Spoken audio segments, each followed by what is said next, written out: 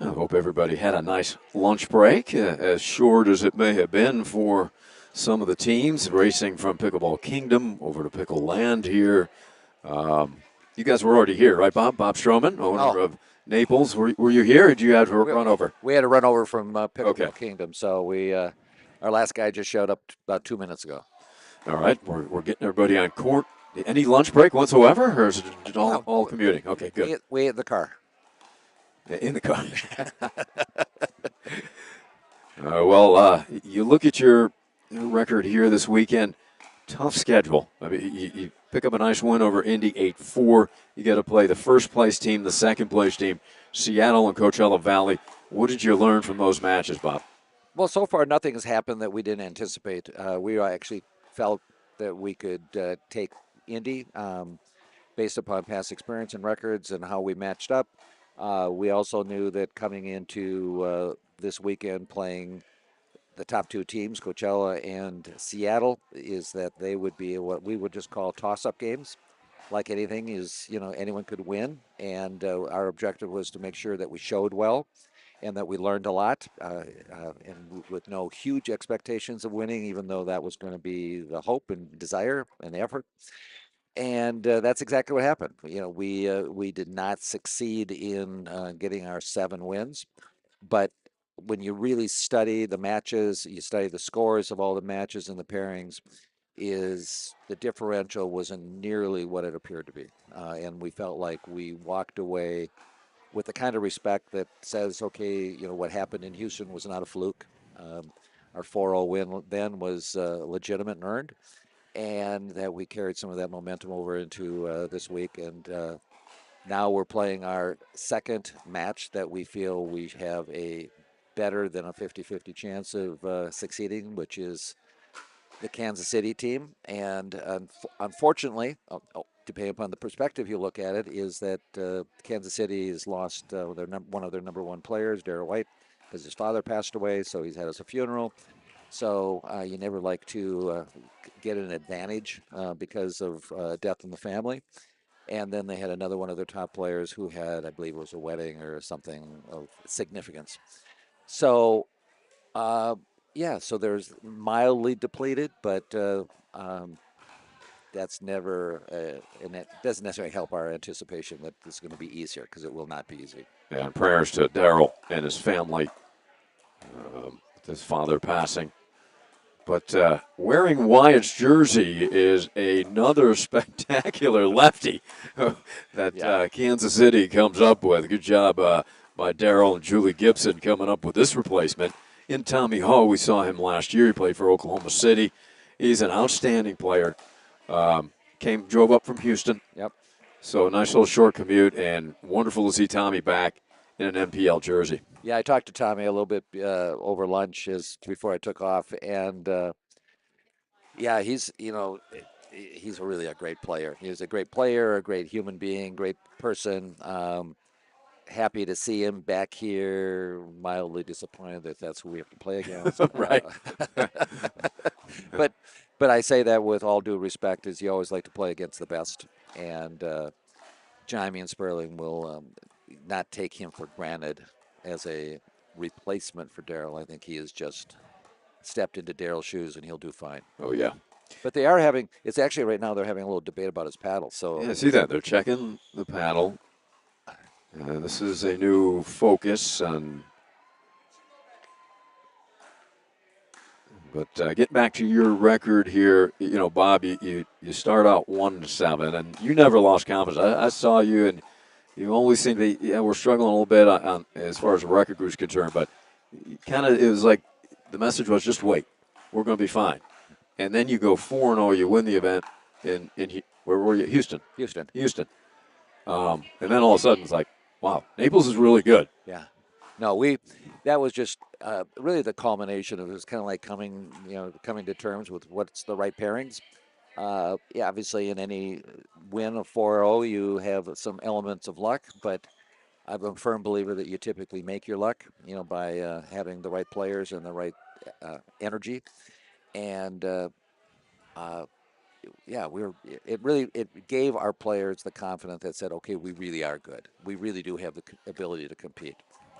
And we are just really excited to get this match wrapped up and then going out to Princeton in 3 weeks, 4 weeks for the next before championship, which is where, that's kind of what everyone's striving for is Yeah, yeah. how are you gonna, what's the place and what's your seed that you're going to get for championship? Right. Give yourself a shot in Yeah. October in Seattle. Great volley by on scenes, absorbing that pace from Ho.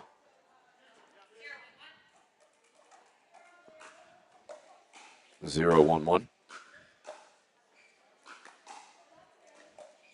Yeah, earlier today, Sperling and Jaime were playing against the top seed with Coachella, and it was the most entertaining. It was like a clinic, the clinic at the high level of play. Was that Robbins and Ruspetsky? Yeah, Yeah. exactly. And it was so fun to watch, and especially fun that we won. But I think both teams walked away a 1 point victory in the third match. And what was fun about it, it was not only the quality of play, but the fact that they're four just classy guys. I mean, Oh, yeah. they were gracious when there was questionable calls, and whenever we all see questionable calls when the ball's close to the line, and the default always went it was in, as opposed to some players will always say the default means that it's going to be out. Right, Yeah, right. In the open tournaments, you see that, but yeah, that's not right. in the National Pickleball League. No, It's a good point, absolutely not. Bob. One of the beauties of this league, and that's a long list. Oh yeah, it's really been fun to watch how the league has matured in regards to, I won't say weeding out, but having certain players who just don't fit the culture of the league, and either they choose on their own that they should move on, or Nudge they them.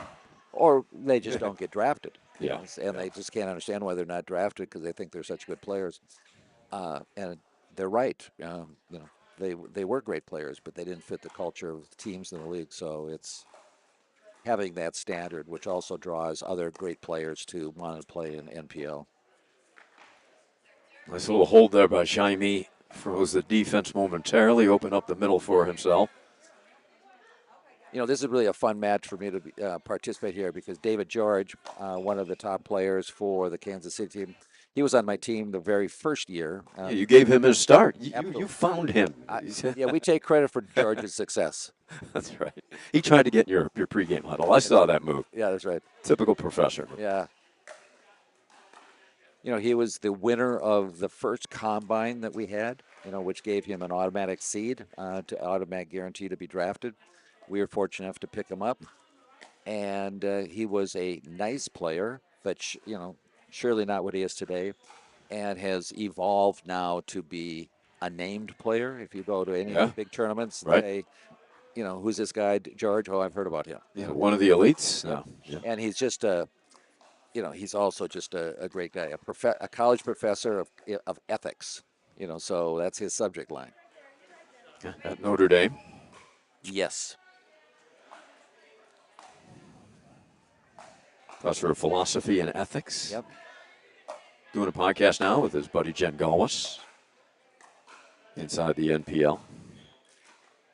You talk about conflicting a diversity of personalities. You got David George, who's a philosophy and ethics guy, and then you have Jennifer Galawis, who is a physical therapist and can talk with anybody. You have to have that ability to work with a professor. Oh yes. David and I used to joke when they would fly to an event or something, and they'd be sitting next to each other. And I said, David, I said, what's it like? And he says, well, the nice thing is I don't have to worry about talking because I just have to be a listener. That's right. No, he does both well. Yep, he does.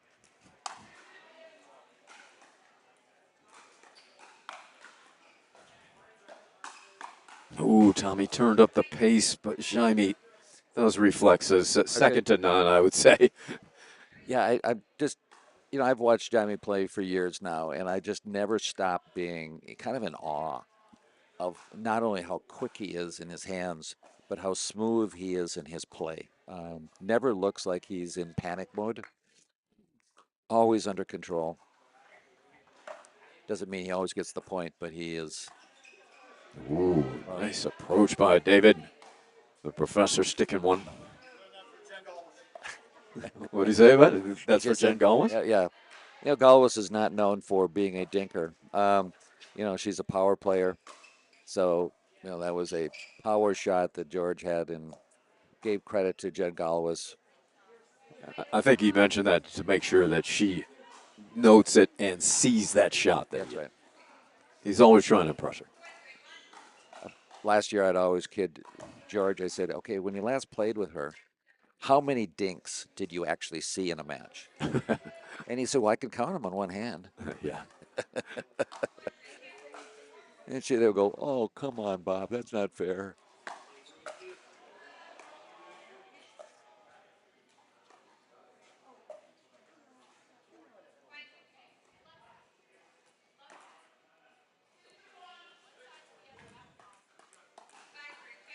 5-3-2.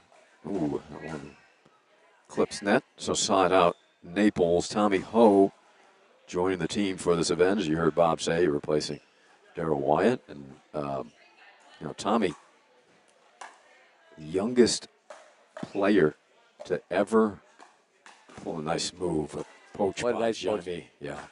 To play in the U.S. Open. He made the U.S. Open tennis tournament, Grand Slam, at age 15.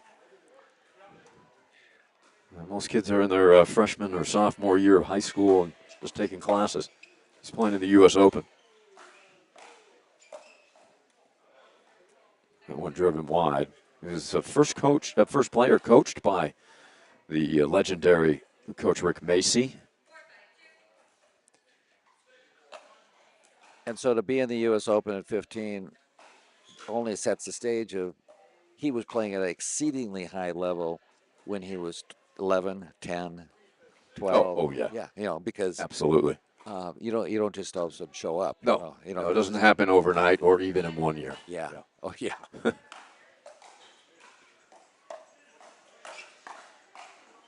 Spurley, when he creates that space for himself, that straight arm put away, It was kind of like just a thing of beauty. the comment that Scottie Pippen. People were saying, you're so good, it's so fun to watch. You make it look so easy, and they're kind of envious of him. And he says what they didn't see was the fact that I would take 1,000 shots a day in practice. Yeah. And that's the sign of a real pro, is that they develop their craft. Michael Jordan was the same way. Regardless of what was going on, every day he worked out. Sure.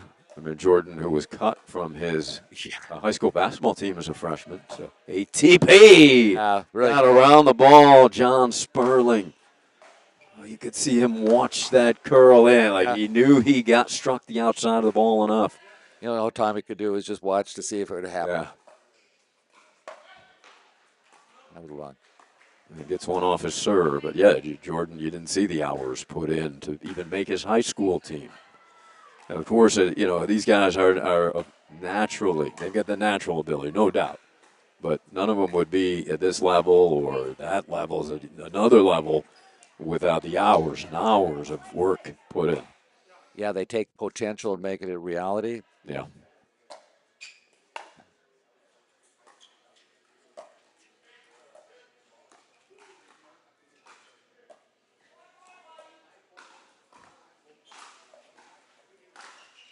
Good patience by the professor.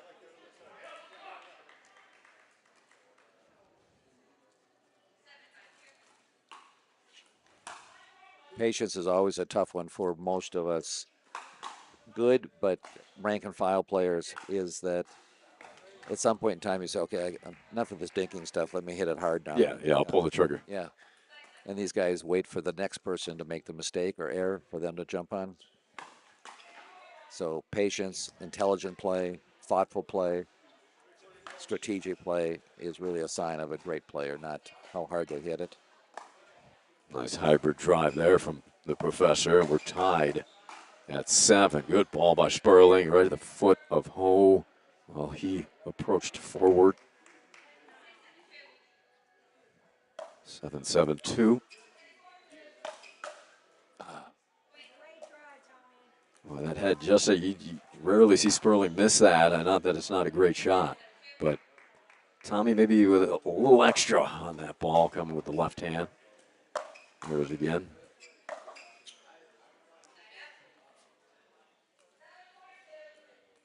Those 3 points put up on the board by the Stingers. 7-8. We got it 7-7. Yep. Oh. Ooh. Jamie, big smile. You know, that's just a classic response from Jaime. He really respects good play. He really respects someone who's taken what he thought was a great shot and they turn it into a point against him. And just an unbelievable level of respect for who he plays against. And that's why people like to play against him and also love playing with him. Yeah, that landed just wide. So second serve. 7-7-2. Tommy, one of the best serves in the game.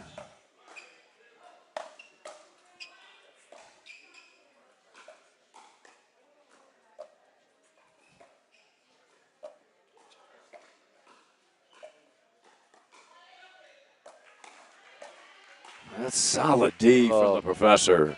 Really a nice play by David. I thought Sperling had him, Bob, with that down the line, heavy dink. And George stabbed it with backhand, set himself up for the next shot. Stingers the lead here, 8-7.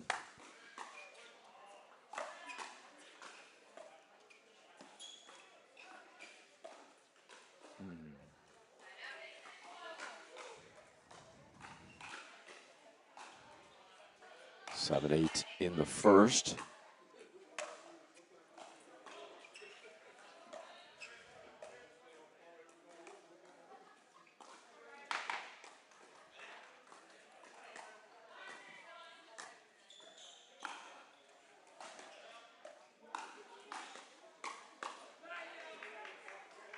And did it land? It did. Must have. Sensational. George had enough shape on that ball, Bob. Sunk in just inside the line, it looked like. 7-8-2, big point here. Oh, I think that. Ooh, that one went just deep. From this angle, it's something we all have to learn is that balls that are close, the angle of that you see it is such a dramatic difference because that could have been in too, as far as I was concerned, because we didn't have the angle. Big time Ernie from the professor. Saw the opening. The only way to hit that gap would be with the Ernie angle. Nails it.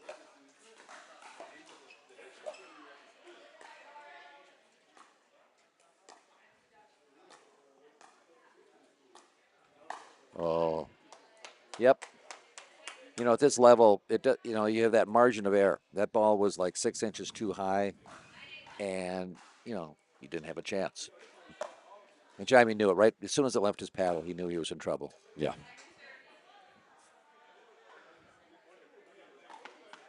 So 9-8-2 is one of those, could be the pivotal points coming up right here.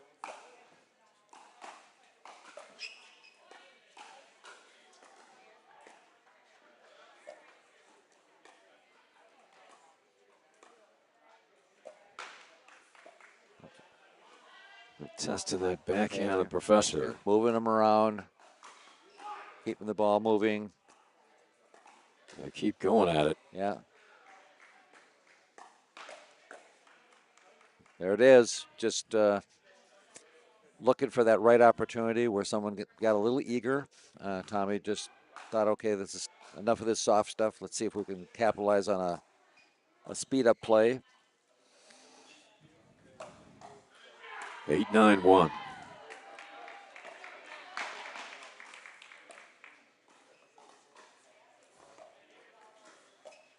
Got the backhands in the middle. Oh. And they seem to be a bit out of system there, did the Stingers. That miss on Tommy all started by the play before where he and David were just a slight out of sync in regards to who was going to take it. And then Tommy was a little out of position and Now they switch back just in time for Tommy to take that as a forehand. 9-9-2.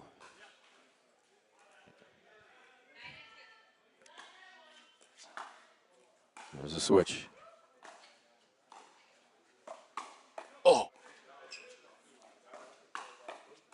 And goodbye.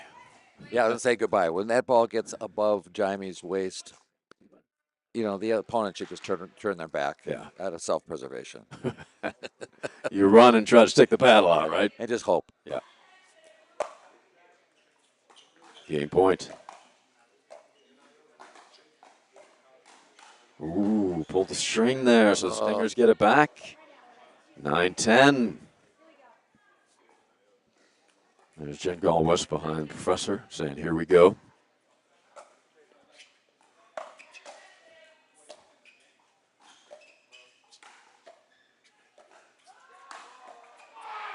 Oh, nice. Turn it. Why is that pretty? Paints the line. Yep. You got to respect great plays. And Jaime surely did. Yep. Thumbs up and applause. Game point KC. And there it is. So much movement on that groundie from Tommy Ho. Not a big surprise that it would be this close. And it's going to get exciting now. 11-10, the Stingers.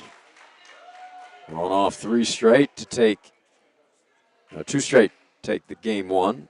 They will switch ends. And for KC, you know, the Stingers team, they didn't know where they'd be this weekend without Darryl and a couple other players missing.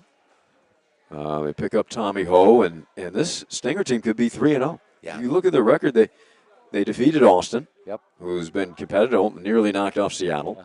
They beat them 7-5, and then they take Columbus and OKC to team breakers, and they lost them both, unfortunately, for Kansas City. Yeah, isn't that amazing how, you know, but we're finding year by year that the differential between the great teams and the good teams and the poor teams is shrinking dramatically. There really aren't any poor teams, and the great and good teams are just becoming, anyone can beat anybody at any given moment. No question. Yeah. You were talking about the depth of the NPL this season, and you look at teams at the bottom right now, teams like Denver and Boca, who are very solid teams. But right now, as it stands, Columbus, Houston, Seattle unbeaten this weekend so far, 3-0. Seattle is plus 11, so they're in the driver's seat if they can hold on to this afternoon match. But they're taking on Houston, so that should be the decider as Kansas City takes that first one. You got Coachella and OKC at 2-1. These two teams at 1-2, so. You know, leaving the event at 2-2. No, perspective is better than 1-3. I mean, there's no doubt.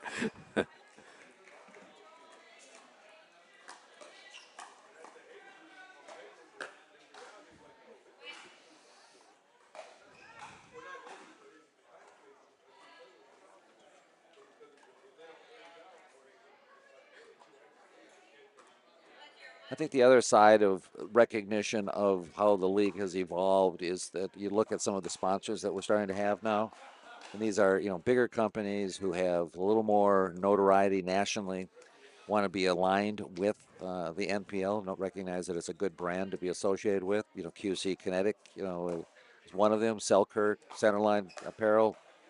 You know, they're all companies that say this is a good place to put time, money, and energy.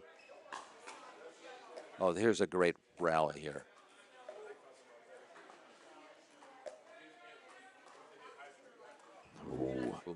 Yeah, that point had everything in it, like you said, Bob. Also, we mentioned Gearbox, QC Kinetics, Bob mentioned. Dexascan as well in pickleball team leagues. Selkirk.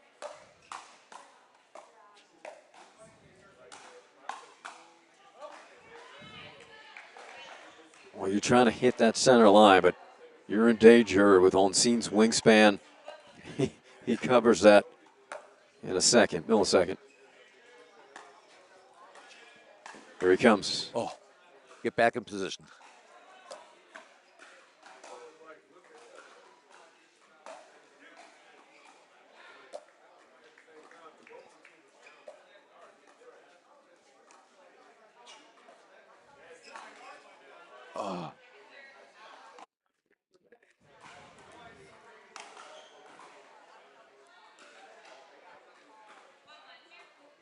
1-1-2.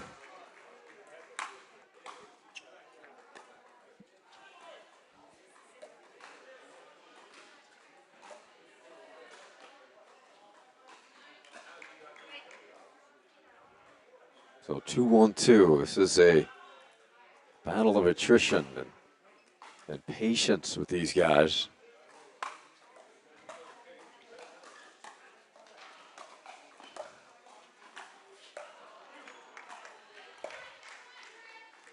Even more topspin rolled over by the professor. You know, one thing that the average player observer doesn't appreciate is how good condition these guys are.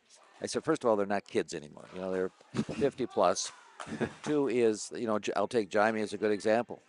You know, he's here playing at high level, and this is the first of a series of 3 weekends that he's going to be playing major tournament. Mm. And so your recovery time, and that doesn't mean he does nothing in between those 5 days, and you're traveling, staying in hotels, playing the best of the best, and 100% of the time he's on the podium, Yeah. and 80% of the time he's on the gold against other just phenomenal players. So he's just a really unique athlete and a talent.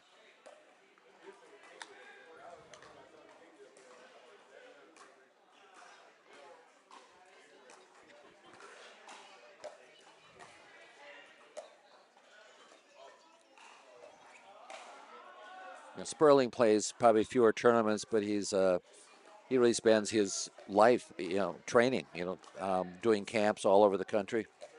So he actually plays every single day, but it's more from an instructional perspective. Ooh, that Oh, tested Jaime on the speed up. no kidding. Man. Yeah, no one's going to return that when that happens. You talk about the ability of these guys to stay in shape. You think of companies like QC Kinetics and Yeah. DEXA-Scan.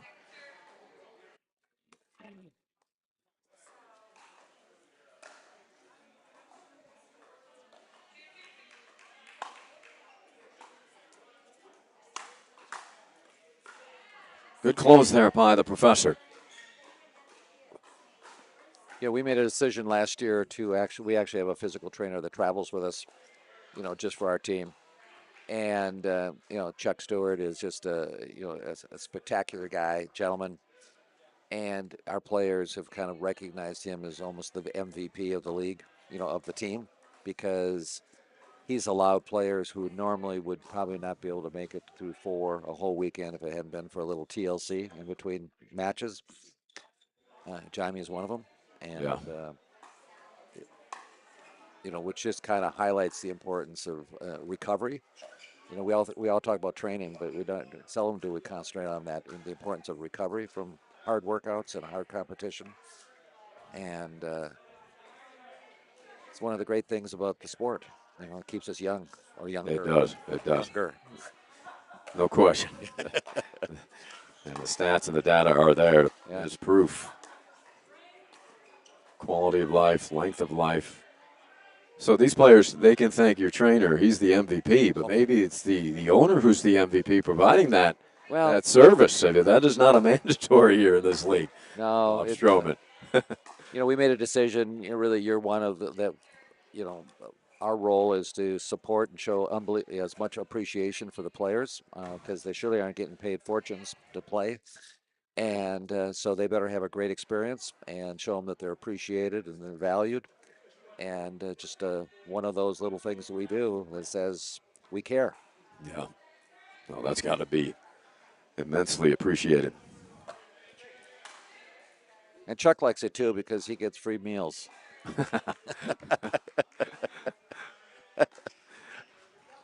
And I know the eating's good when Stroman's around. You want to make sure they're fed well, and you're eating well as well. Yeah, they let me eat too.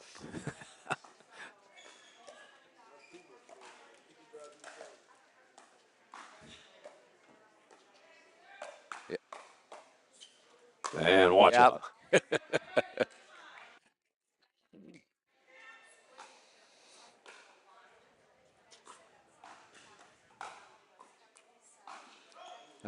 right after that shot, I was looking at Jen Dawson, who's not playing at the current, Hall of Famer, and her eyes were just like saucers because she saw what Jaime how he hit it. It was kind of like, holy smoke. Right. You got to do something special to impress the Hall of Famers. Yeah. That ball got up for Sperling to attack. So a little added patience here for JBB United. Let's pay dividends. 4-2-1. Oh, great. No way did he get that. And another one. And Wow. fittingly, Sperling Whoa. gets the put away. We're surprised too, Sperling. I don't know how he created any angle. No, there was like no angle. He had an inch to work with and made it happen.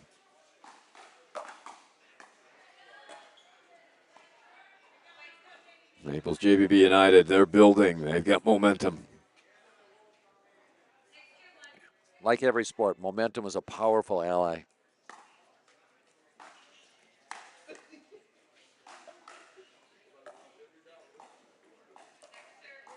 Six, 2-2 now. It's a 3-point Naples run, which is a long run in this match. It has been tight. Oh, what a get.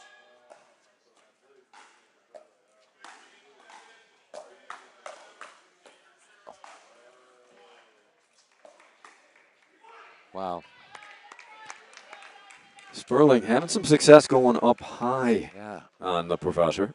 Yeah, Tommy Ho had a great recovery on that little net shot. Just actually remarkable that he got it. Almost a shame that they didn't get the point. Almost a shame. And John mixing up speeds really well. He comes with the smoke there. Are we supposed to be totally non-neutral as a commentator? I am. You can be whatever you want. Can I be a little biased? You are the owner of Naples. Well, I'll be gracious. No need, Bobby.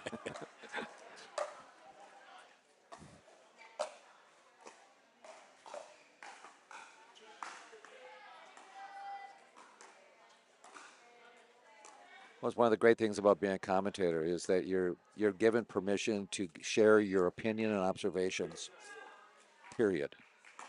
You don't have to necessarily agree with them all, but it causes you to think and say, well, maybe not.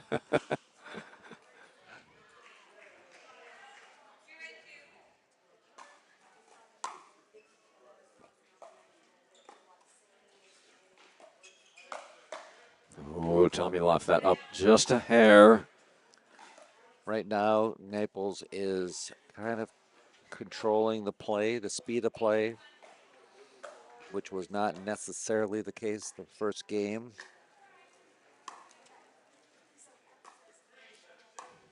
8-2. Out. Did it hit Jaime's paddle? That's the question. Yeah, good read. He knew it was going to go long. Right. So 9-2. Your comment about whether it hit his paddle. The one thing I can absolutely assure you that if it nicked Jaime's paddle, he would have been the first to acknowledge it. That's true. He would just, whether it was obvious or not, that's just who he is. Game point here. There it is. Okay. So a statement made by Naples here in game two. 11-2, they cruise. Yep. And we are going 3. This is fun. And Bob, we'll keep you here during the break, if that's okay. Absolutely. Want to go over, again, some of the changes. I think we've talked about it, but look, the split venues, making it easier for the West Coast teams, less travel, giving them some more time for recovery, for less travel. And it's good to see everybody here in the same city in Austin. This is the first time that's happened. It'll happen October in Seattle for the championship, of course. What has your feedback been about the changes in travel, splitting the teams, and then all together here in Austin. Have you heard from the players? Oh yeah, I mean this wasn't by accident. This was a really, I'm fortunate enough I sit on the board with the NPL, and there's two other owners, and so the question was, what do we do season three that we were not doing season two, that would make it easier and better for the players? And there was two very uniform comments, maybe call them complaints. Sometimes you don't know the difference, but one was the far West Coast team saying, everything that we're doing is we're on the East Coast. East Coast could be even Atlanta, Midwest, where they didn't have direct flights, and it created just a lot of travel time, not necessarily the cost. And then the other, so we said, okay, how do we deal with that? To be more sensitive. And then the other is making sure that our play is done so that they can catch a Sunday night flight. Yeah. Because if Most of the players are working Monday. yeah, they're working Monday, and it's not only the work, but if they can't get out in time, then they have another night hotel expense, and Sure. they have dinner, and it just became logistically. So we made a hard and fast rule that we're going to end at 3 o'clock, and there'll be no team breaker events, that would start after, that would not get finished by 3. And so we've created that predictability of when they can actually schedule their flights. So from that perspective, and I'll call it the player-centric satisfaction, it's fabulous. It was exactly the right decision. That said, we really miss not having everyone together, because we developed these friendships not only between the ownership but also the players, and we lose a little of that camaraderie and that closeness that we had. Yeah. But welcome to growth. They're just the way it is, and you can't stay as a 6-member team forever to be profitable, successful, and meaningful in the community. So it just is the negative of growth, but the positive is we increase the satisfaction of the players. So I guess it's a win.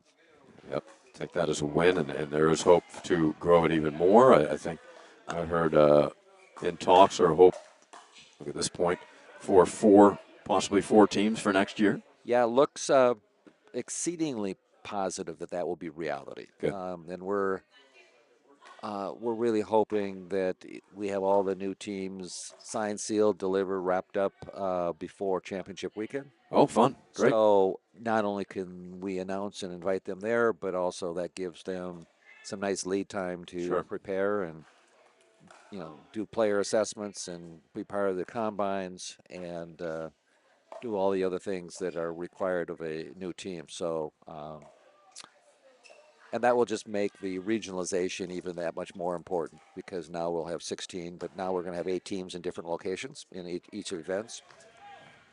And the only big problem that we're going to experience is that we need larger facilities. Yeah. Because right. we're absolutely committed to stay indoors because of just the, again, quality of play and also comfort. Right now, what is it? Texas, it's 90-some degrees and unbelievable humidity. In the shade, I think. Yeah.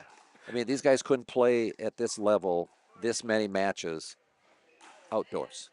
No. And for it to be safe. Yeah. And plus, you risk delays with rain. That would all disrupt the entire weekend. Yeah. So luckily, there's larger and larger facilities being built, and hopefully the day is going to come where that becomes a irrelevant issue. But it's kind of what's caused us to be split location here, is that you just didn't have one facility large enough to handle the whole group, which would clearly our preference. In Seattle, we're fortunate that there will be a facility which is actually owned by one of the, being built and constructed by one of the owners, that is large enough to be able to handle. What incredible! Was that impressive? Onseens climbed the wall off of the court to the right. Then he went to the other wall and back of the court and retrieved another one. That was like a little mini padel. Yes, yes.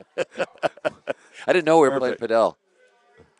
Okay, right now, KC is on a little bit of a run on their heels, and you got Jaime and John who are just playing with confidence, having fun. Little luck, but that's okay. Luck goes both ways. Yeah, when you're good, you're lucky, and they have been quite good. 11-2 run in the second. They open up 6-1 here in the third.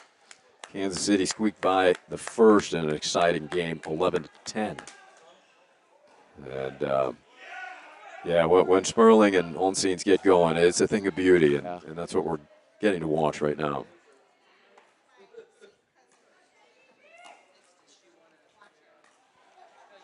And we got to go to Naples one of these days. So well, no indoor courts in that that's area.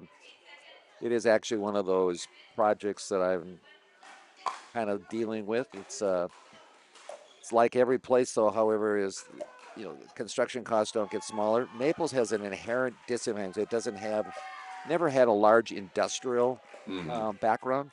So people say, can't you find a big industrial building that you? They don't exist, right? And I say, well, they don't exist.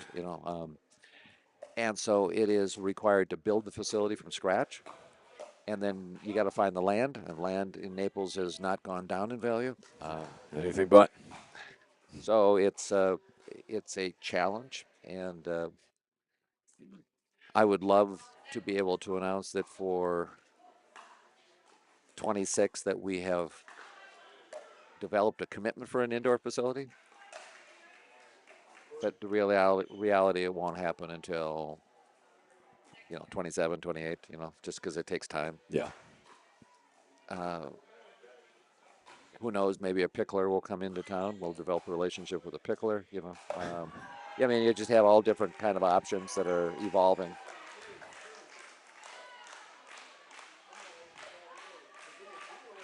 So Stingers get it back. They trail by 6. It's 7-1.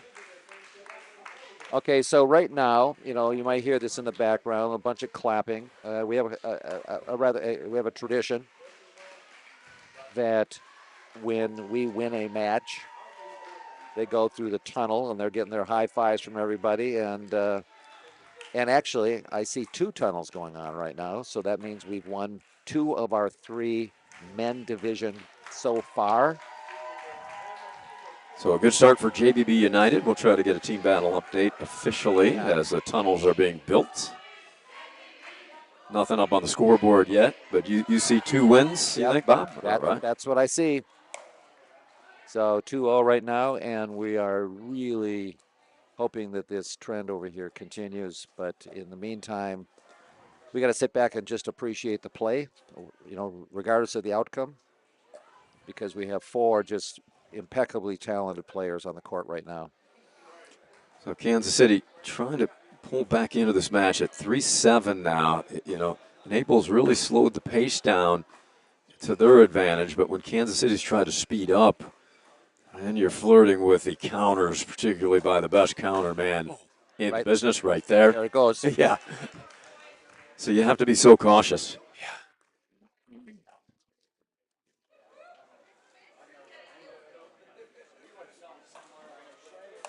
Brad.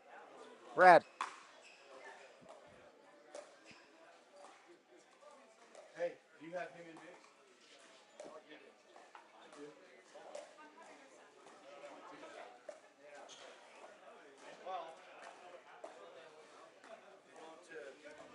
Okay, here's a classic demonstration of patience, softness, touch.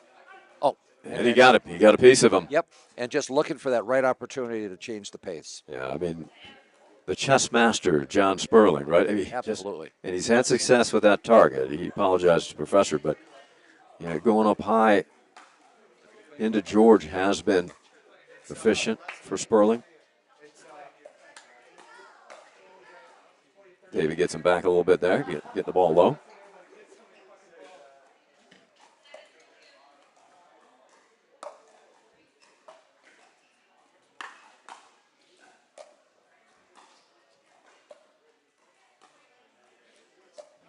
Okay, here we go. A lot of soft games. ATP just missed it. Yep. As the professor crashes in to the center line sign on the gate, and then he gets shoved by Daniel Gold on top of it. Yeah. And Daniel Gold has. And Daniel just picked his pocket, too. Yeah, that's right. How about that? Both of them are indicators of Daniel Gold's personality. Right.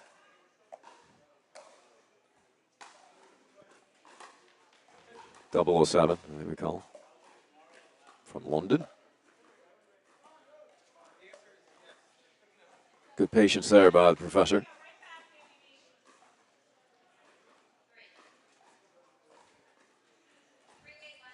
3-8-1.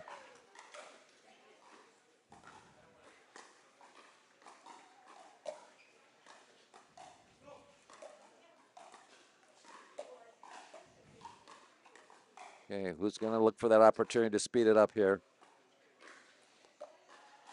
There it is. Ooh.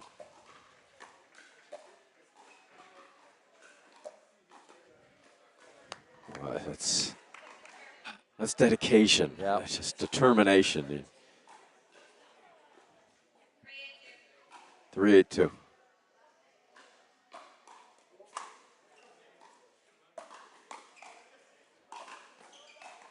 Oh, ATP, let's hope Jaime didn't get hurt. no kidding. Now he's going over to give yeah. a little hug.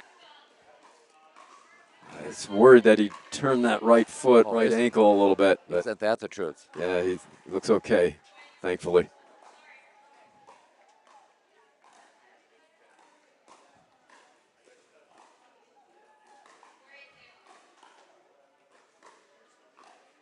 Pickleball Jaime, he was more concerned with hurting the official than himself, so he made sure to hold on to her.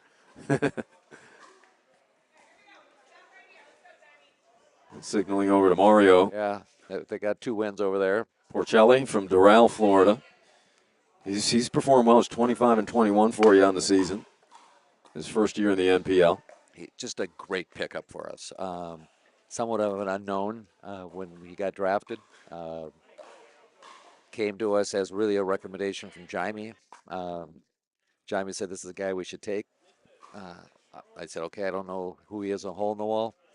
I said, Jaime, do you really stand behind your decision? He says, yep. And I said, okay, so he was our first draft pick that we had. Oh, wow, okay. Which is a pretty gutsy move for an unknown. And he's exceeded our expectations at a skill level, and he's blown away in regards to his attitude about a team player and just his overall demeanor. And he's fit our culture just impeccably well. Nice speed up there down the middle from Holstein.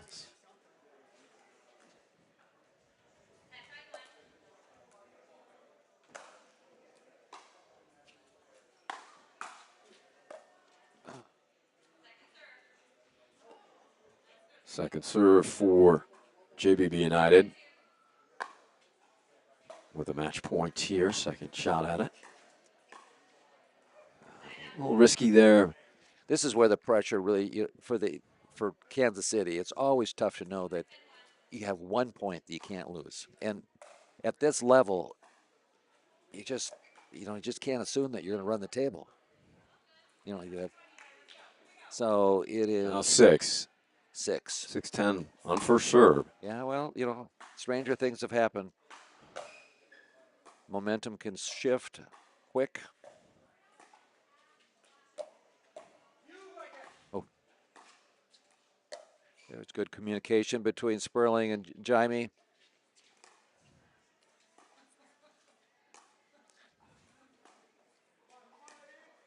Oh, how about that? This is really interesting. All of a sudden, players have stopped playing. They're stopping to watch. This is kind of a marquee match. Yeah, big crowd has surrounded court 1. Yep. Sense a tiny change. Naples got to 10 and they had a couple shots at it. Now Kansas City all of a sudden looking a little comfortable. Yeah, they do. It's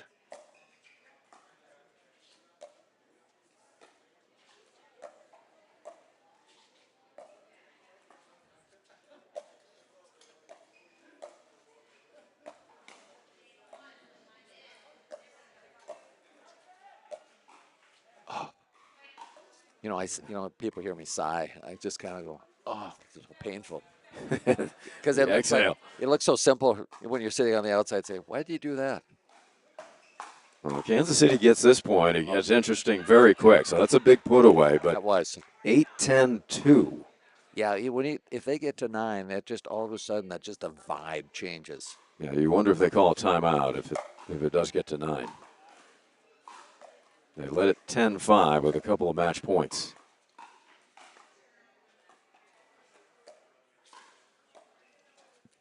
That gets line, and George the Ernie. I could see it coming. Superb anticipation there by the professor. Doesn't look like we're going to get a timeout.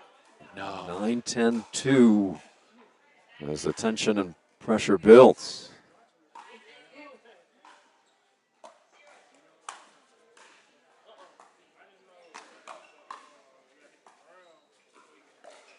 Tommy looking to get aggressive, but then it open up the court for Sperling. And some relief here for the man next to me. What a great run by Kansas City. You know, it just goes to show they just were not going to give up. They performed extraordinarily well. Sperling finally took advantage of a little air on their part.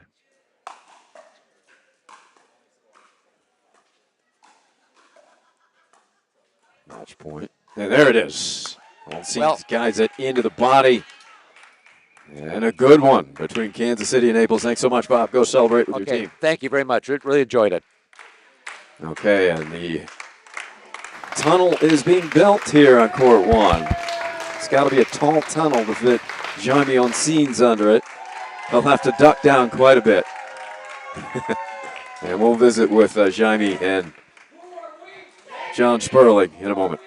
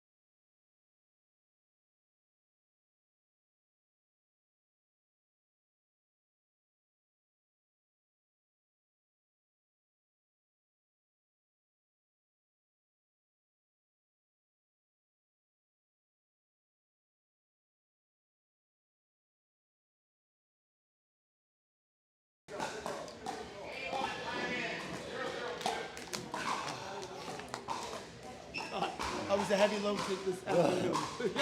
Yeah, I was. Oh my God.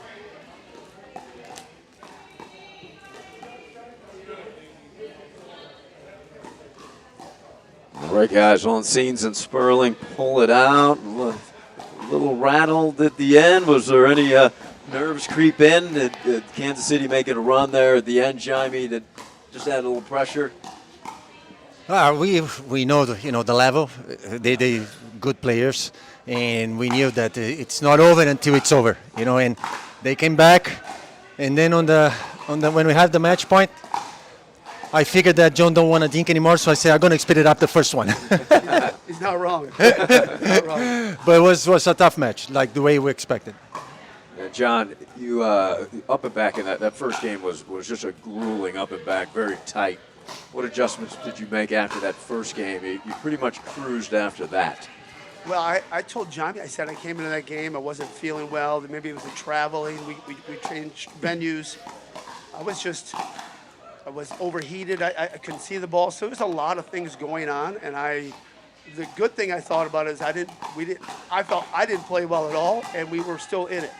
And I said, Jaime, just stick with me a little bit. I'm gonna try to regroup and get it together. And he did. And he had his hands full carrying me, and his back is hurting. Listen, I was almost sometimes the third player fighting against him today, but we pulled it out. He sticks with me. He's a great partner. I love playing next to him. And Jaime, your counterattack, probably the best in the world. What makes that such a special shot? Is it a lot of anticipation to go along with your great hands? I think the tennis background helped me, because I used to play on my last 5-6 years. I play a lot of doubles, and that helps with the reflex and to read the game as well.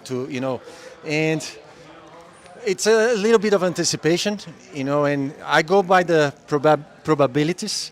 So the way the ball goes, the chance I'll go in certain spot, and I'm covered that spot, and sometimes it works. Sometimes it works, and that's it. John, looking at your team here, you had on the standings wise, you start out the slow. I think it was 1-7. And what triggered that? I know you guys never lost confidence. You got a lot of talent on your roster. Bob Stroman so behind you, keeping the faith. And was there what changed it? Was it one match win? Was it just to elevate you guys and get you rolling? We had a meeting. We had a team meeting. We had a come to Jesus meeting. And we basically say, hey, everyone check your egos. We're way better as a unit than individuals fighting. And it put belief back into our team. And we became more of a family that weekend. And that weekend we ended up winning. Yeah, you won the event. Right. So that was the start of it. And we've had positive energy out of everybody ever since. And it's been it was a good bonding moment for us. And we knew we had a good team. We just we weren't clicking on all cylinders. And so now I think we're there. I think we're clicking on on all cylinders, and everyone believes in everybody, and everyone pulls. So it's a great support staff. Who was the point on that leadership role and the vocally to bring everybody together? Was it collective or was it a couple individual? I think it was Jaime, myself, Mary Helen, and Chris Carges we've taken over that leadership role. Bob has entrusted us enough to give us that leadership role to deal with the players. And I think they respect us enough that they're going to listen. And obviously we've been in the game for a long time. And so we have enough wisdom behind us to say, hey, we know what we're doing, trust us, and we believe in you. That's why we're on this team. So. Very tough schedule this weekend. You got to play the first place team, the second place team. It was competitive. I didn't get to see it. But what did you learn about your team and what you have to improve in order to possibly beat those guys in October? We just confirmed that we have a good team. Yeah. I think we play against those teams and we play all good matches. Many close matches. Could be going for the other side as well. So we figured that, like John said, the meeting we talk about. We knew that we have good players. Now we need to figure out how become a good team, and we did. We did. We support each other. We always try to motivate each other. To always talk, and everybody's doing, his part on the team. It's not about one or two players. It's about a team, and everybody understand that, and so everybody's fighting and do your part. All right, guys. Great job. Thank Good you. to see you winning again. Thank you. So much. Appreciate it. All right. Thanks for everything We've got you guys more to do. come. Quick break. We'll be back.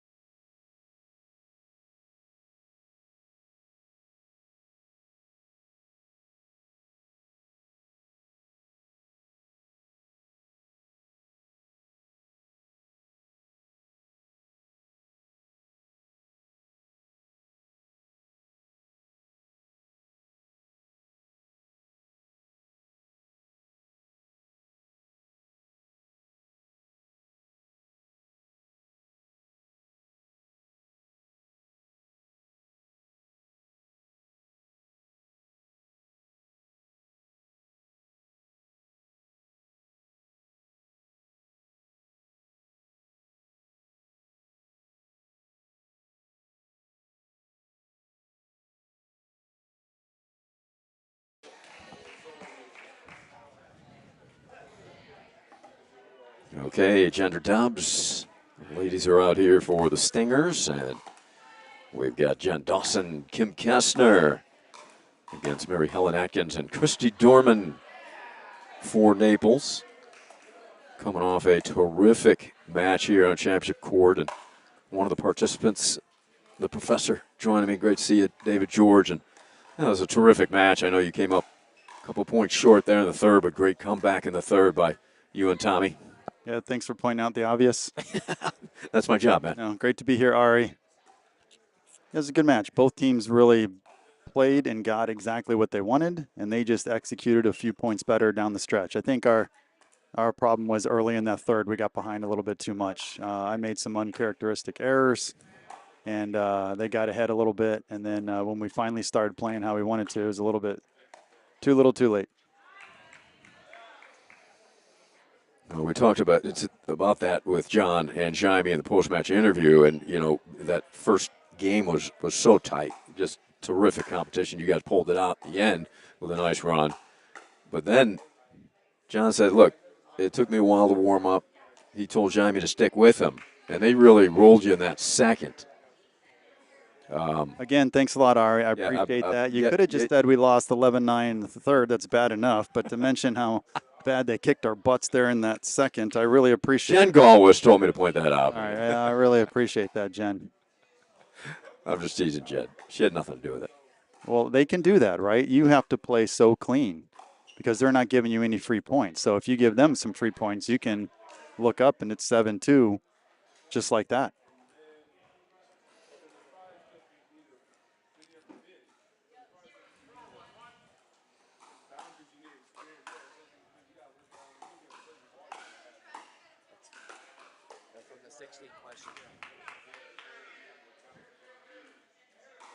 So 4-1-1.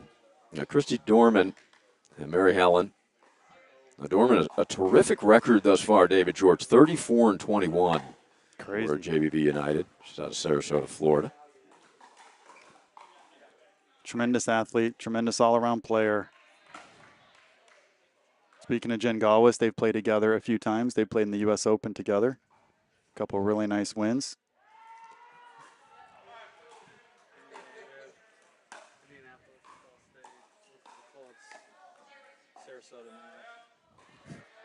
Matt Troyer helping us out. Listen. Played at Ball State, did Christy. Wonderful partner. There you go. And a wonderful partner, says Matt Troyer. That's what you were saying about her too, Professor. I knew she was had association with Indiana. My daughter starts at Ball State here in a week. I'm moving her in. Start packing up right. Hopefully she's already packing, but pack up in the next week and heading to Ball State. All right. Ball State also the alma mater of our CEO, Rod. Did not know that. Yes, his dad was a longtime professor there in the business school. He grew up in Muncie. So all sorts of Ball State connections. What's their mascot again? Ball State. The Cardinals. The Cardinals. So I'm like a big St. Louis Cardinals fan, so I get to keep all my stuff. Great defense by Kim Kessner. AK. Worked for the Colts as well, huh? Did Christy? How'd your daughter, real quick, how'd your daughter choose Ball State? I thought for sure she was going to go to Purdue. Yeah, that's where your son went. Is right? Purdue, yeah, exactly. He's at Purdue. He's a rising senior. And she's done pretty well academically, so she had a choice of Indiana schools. And, I thought for sure she was choosing Purdue, but I think the difference maker was the rugby team. She plays rugby, and the Ball State is a little bit better rugby program. I told her I don't know if that's the best reason to choose a school, but anyway, she's going to. When you're that age, it is. Play rugby for Ball State, and Well, the vibe fits her, like a little bit better too. We visited a couple times, and she's obviously been to Purdue a number of times with my son, so I think it'll be really good for her. How'd she get into rugby? Is that another sport that you play that I didn't know about? No, she didn't get any toughness from me, that's for sure. No, she is a good, very good soccer track athlete. And then the Purdue son's like a bodybuilder workout fiend. And she just started getting bigger and stronger, and rugby fit her almost perfectly. Good to know that is growing even at the collegiate level. I didn't realize that. Yeah, the recent run by the women's Olympic team, I think, made it a little bit more popular. So they have 2 full teams at Ball State to try out for the first team. They have a travel around the country. So she's pretty excited. I'm pretty excited. It's kind of weird watching your daughter play rugby at first. Oh, But, yeah. That's a very physical game. Yeah, but knowing that she's what they call a fullback, she's last line of defense. So she's doing more of the hitting than being hit, so that helps a little bit. Yeah, that's more comforting for Dad. Good start for Naples here, 8-3. Nice effort there by Kessner. Good wheels. It looks like Kansas City made a few errors early, and they've settled down a little bit, and they kind of have a good game plan. It's one of those commentator jinxes you talk about. There you go. I was just about to say, I heard Kim's got her drops down, and once she starts dropping well, then that opens up the court for the GOAT Jen Dawson, and then right in the bottom of the net.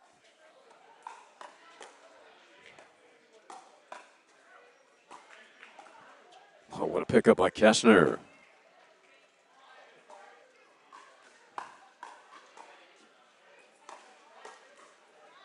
Oh, incredible point. Tremendous. Dawson finally able to finish it. Tremendous hands, almost like a lacrosse. A double hit, perfectly legal. Behind her head.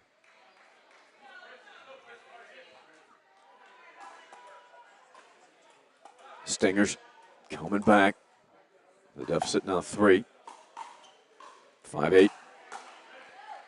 Well, that's turning up the velocity from beyond the baseline, Kessner.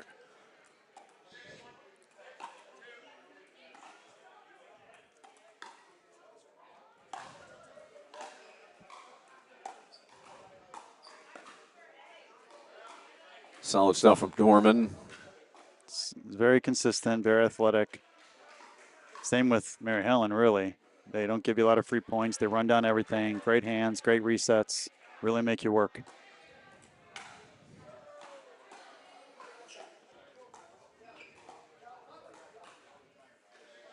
Commentator jinx again. She hasn't missed that all match. That's her one of her best shots. So 8-6-2. Ball might have sailed deep.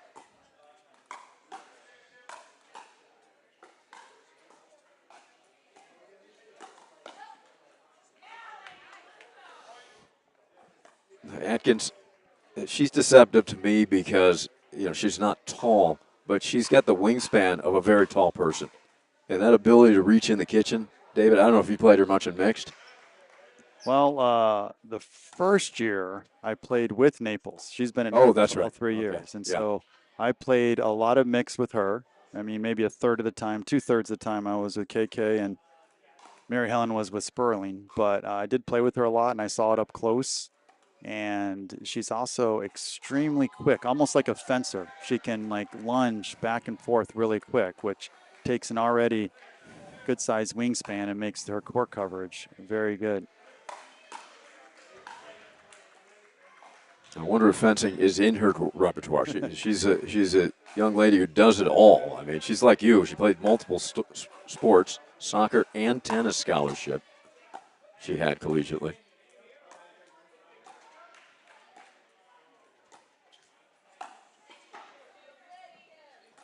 That's tough. Over the right shoulder, backhand flick, put away, and a timeout Naples. Big smile from another two-sport star in Kim Kessner, volleyball and softball.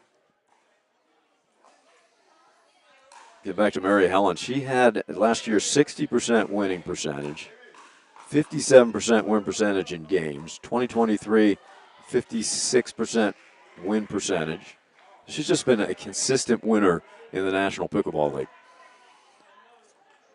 And I don't know if Bob Strumman would be happy for me saying this. They were by far the worst team in the league last year. So when she's winning, she's also doing it with not quite the level of partner she had this year. And now Naples really, I mean, they're my pick, really. There's a lot of good teams. Seattle comes to mind. But I think Naples, with their win last NPL weekend, they've started to put things together. They moved their lineup around a little bit. Chris Cargis just came to Chicago area, trained with her last week, and she's playing tremendous. And so now with this lineup, I think they have to be at least one of the top 2 or 3 favorites. Oh, wow. Okay. The professor going on record. You heard it here first. Top couple or 3 favorites he lists for 2025 champ. prospects? As he put Seattle in there, do you have a third you want to name now? Well, I mean, I don't like to name myself, obviously, but I didn't think we're quite in that class until this weekend. Losing your best player and your Okay. third best player, Who's the third best player? Scott Johnston, Oh, Johnston, right? is Yeah. not here. And so we've managed to win a match and lose 2 close tiebreakers without especially yesterday when we didn't have Tommy Ho. So we Oh, you didn't have Tommy Tommy yesterday. was only here for today. I mean, I didn't know that. yeah, basically I played one match with Daniel Gold and I just called Tommy and I was like, you get here whatever it takes. I can't do this anymore. I'll pay your transportation fee. Meanwhile, we didn't mean to talk over this, but what a comeback for your Stingers. You called it. You said they're turning it around, and they absolutely did. They come all the way back and win this one 11-9 in the first. We'll keep it here. We won't take a break. So, again, without Johnston and Wyatt, Professor, you could be 3-0, too. I mean, you've lost the – I don't want to say something that gets you, again, saying the obvious, but you lost the 2 team breakers. It could have gone either way. Especially this morning. We lost 11-10, and we had 3 match points in the team breaker, and then obviously a lot of close losses during the regular games as well. So a lot of people were able to step up, were able to play up a few spots, and so they were able to test their mettle against better competition, and they rose to the occasion. So I think if we can keep that level going forward, because our women have always been the stronger part of our team, and so our men are a little bit weaker as far as some of the other top teams go. So if our men can continue to improve like they have this weekend, I think we're going to be a tough out in the tournament. Yeah, I would agree with that. You get Daryl back and become very dangerous. It's funny how sometimes you're missing a couple stars, picks up everybody else, and the team can really propel from there. That's what you're seeing. And your statement on Naples with you just feel that their depth and obviously their strength up top with Jaime makes them one of the top contenders. Yeah, if Jaime can win with Sperling, he can win with anyone. I'm just kidding. I like Sperling is kind of like my player coach, so I've learned more from him on the court than just about anyone. He took me under his wing early on, very frustrated with me that first year in Naples, but gradually came around. You can tell I play a lot like Sperling. I mean, we play very similar games. Jen LaCour, obviously, with Naples, has been very instrumental in the player I have been and have become. So I know them a little bit, and this year they've just really improved the quality of their talent, along with some core players like Jaime and Mary Helen, and I just think they can beat anyone. Well, Bob Stroman would be very pleased to hear you say that. He was very complimentary of you, by the way. And he did take credit for discovering you, which he did in a way. He really did. Yeah. I mean, I give him all that credit.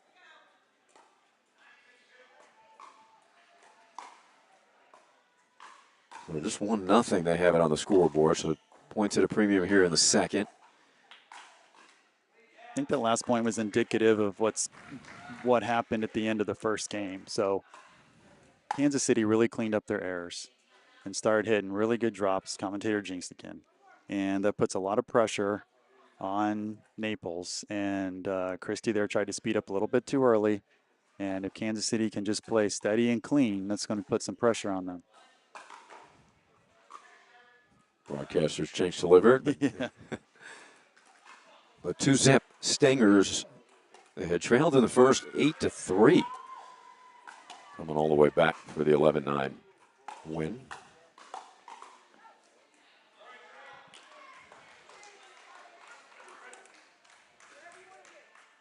I don't know if you also noticed the pace of play.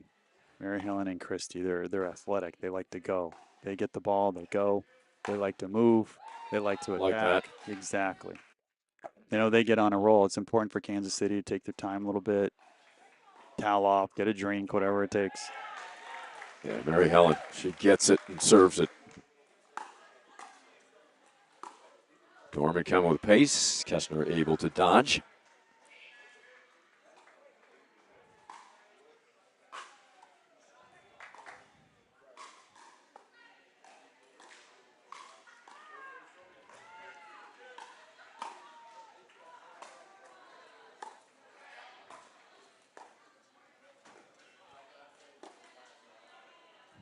unfortunate for KC there, but right idea for Dorman.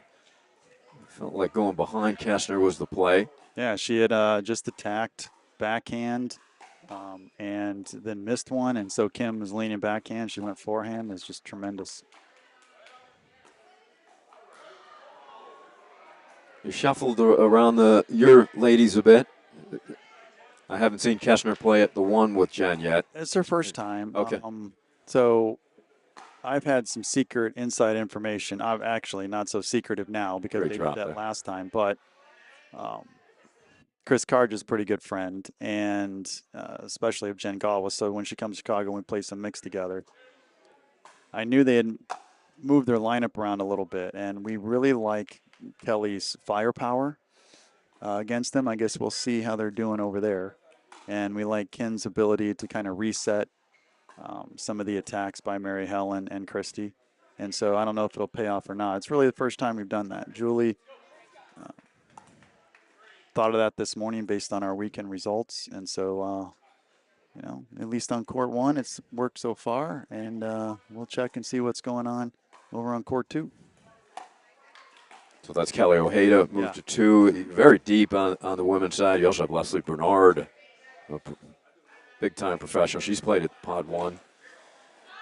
Yeah, we've had our top 5 girls, obviously, after the GOAT, and the next 4 have really played Pod 1 this year, last year. Like I said before, our women are much stronger, at least beginning of the year, than our guys were. So if our guys can step it up, I think we'll be a tough out. Leslie Bernard, 31 and 24 for the season. You're getting good quality from Christy Sharpstein, 24 and 21, too. Down. Yeah, relatively new, Carolina. Kansas City native, and plus she's just improves every weekend.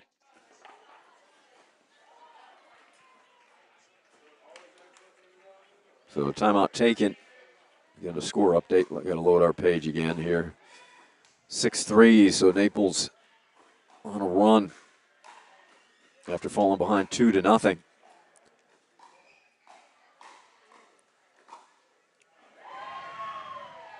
So, Ari, another weekend you've seen in the NPL. Any new insights into the league, the differences between this year and last year, besides some of the obvious stuff we've talked about before? Well, I mean, I think the unpredictability now, David. You look at the teams like Naples, who were sitting at 1-7, and now you say they can contend for the championship, which it looks like they've proven they can. I think the only consistent as far as play is Seattle has been quite dominant, but then Austin almost beats them here this morning. So maybe the unpredictability. Yeah, I mean, that's the level and the evenness of the teams and how the league, kind of placed and drafted players and signed players really made it even. So there's, Seattle, I think, is probably the easiest pick. But outside of that, I mean, everything's been so equal. And we've beaten some of the top teams and we've lost to some of the so-called weaker teams. We're in the middle, and then we had a rough time last time without myself and then now without Daryl. But, again, every match that we've won or lost has really been 7-5, 7-6 in the breaker. We get a lot of come down to who's healthy in that final week, and we can bring a full roster of players into Seattle, fully stacked, healthy. Yeah, that makes a huge difference. Right now, the team battle, Naples is up 3-1 over the Stingers. So a big match here. 6-3 Naples in the second. They had a comfortable lead in the first before the Stingers stormed back.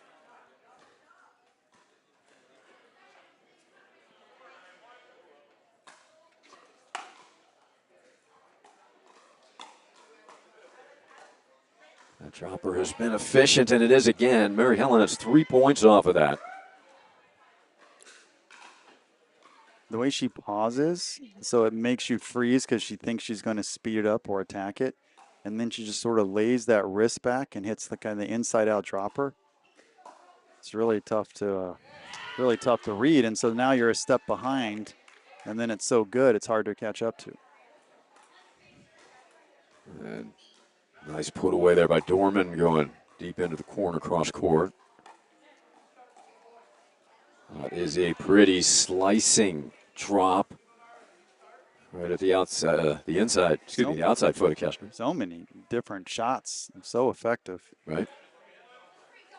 We got a game point.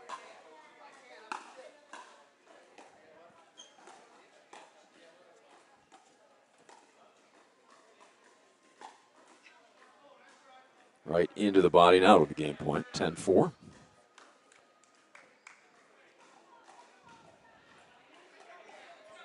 But you're right. Ball movement has been excellent by Dorman and Atkins. All right, we're going 3. 11-4, Naples JBB United cruising in the second. We'll be back for the third. This is the NPL presented by QC Kinetics.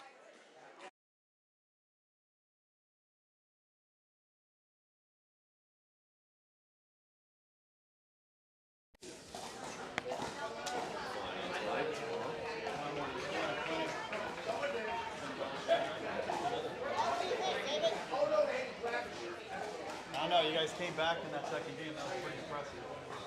Some of its errors.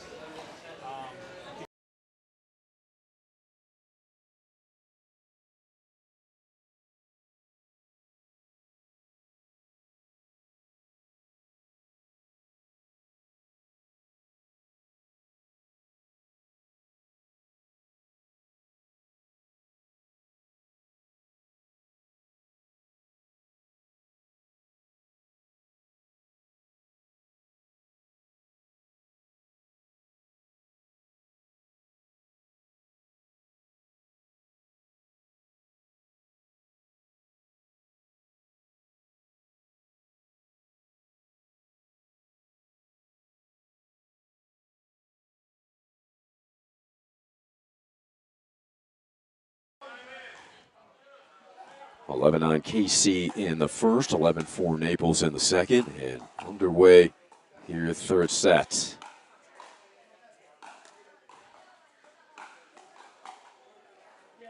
Naples looking into what can be a tricky background with people roaming around rather than the solid black that Kansas City is hitting into.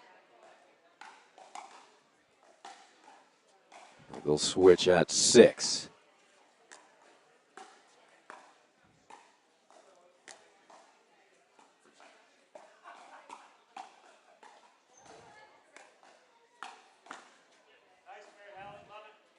Again, that ball movement has been exquisite for Naples. Yeah, by both of them. Yeah, and Kim Kessner came over after that second game and said, "What'd you see, Professor?" Nice attack by Jen. Yeah, I stated some of the obvious. Kim looked at me as like, no duh, make fewer errors, don't hit out balls. But we talked a little bit about dictating the points. Like the first few points, Naples is able to dictate. Christie does such a good job. She cuts that backhand so wide. She can come over it, and she can slice it. And so you saw Jen Dawson just doing like almost like a suicide drill, back and forth, shuffling like old school basketball. And if we can maybe put the ball in a little bit in the middle to cut down on those angles. Good lead there by KK. Yeah, she's left 2 close ones that were out. That's a acquired skill. That's a very tough, difficult thing to do. But you'll notice that the top players rarely play out balls. We saw Jose DeRisi yesterday practically give Saad a standing ovation when he let one sail out. Saad's explanation to me was like, I can't get out of the way on most of those. Yeah, no, Spurley and Unseen's were very good at that too. When they would tack middle or tack wide, we could get a chance to get him back, but they would attack body and high. And we know they're going out. We just literally can't get out of the way. Yeah, I saw John targeting you, kind of upper chest area. Yeah. He doesn't do it often, which makes it when he does it so much more effective. The one, I couldn't do matrix style get out of the way. It just nipped my left shoulder. I mean, it would have gone out, but he hit me.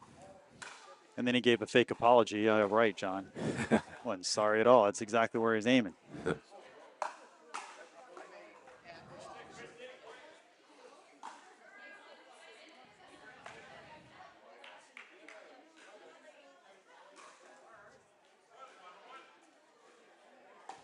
One. With some confusion. Good pickup by Atkins at the last second. She's like Elastic Girl, the way she just reaches out. The reach keeps going. Yeah, she just. Yeah, ball didn't come up. No. A little bit of everything so far, just in the first 5 or 6 points.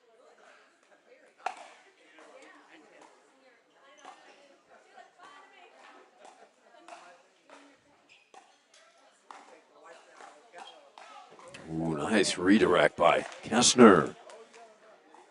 With the exact same grip, exact same form. Instead of cutting it right back to Christie, just go right at Mary Helen's body. Such control with that backhand volley for Kessner. There she goes again. And that time it was up for Dorman to attack. Yeah, it was good attack, but Mary Helen saw it before, and so.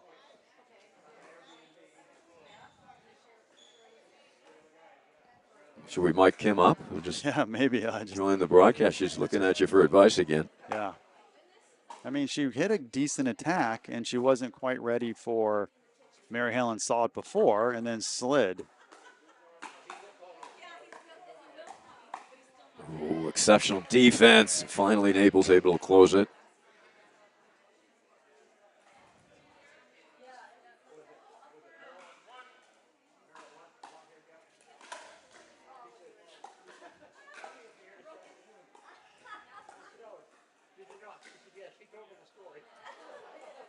It's a ton of spin that Dorman had. It just snaked over. No chance. Where it hit Kessner. the ground, it just died. Oh, yeah. Spun around in a circle. I was hoping it would hit that bar, the Selkirk bar. Then we at least get a do-over. 3-1. Switch. Kessner could not get there. Nice angle drop by Atkins. Very smart player. Mary Helen's dad, Bill, a big fan at many of these events. They're out of Cottonwood, Arizona. Bill's one of my favorite people on the planet. Oh, he's great. So during our men's match this morning against Austin, it's in the no, it was the mixed. It was in the third game, and it was like 6-6. And he comes over, and I stopped the whole match, gave him a big hug, and Kelly's like, "You got to focus." I'm like, "It's Bill, though." He brings good luck. Yeah. Good fortune. That's in. Perfectly placed by Kessner. Great smart shot.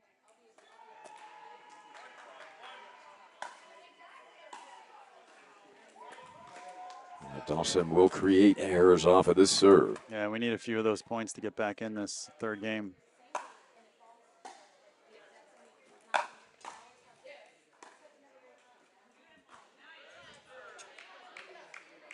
Second serve over to Kessner. 2-5-2. And it's Kessner getting a point off of her serve. Tremendous deep serve. Yeah.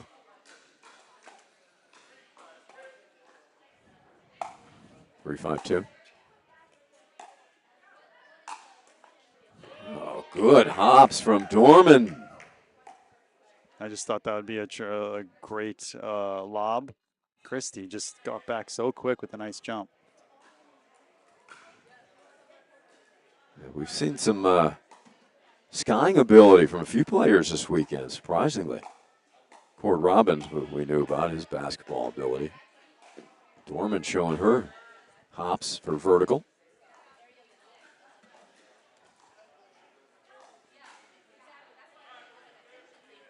Five, 3-2.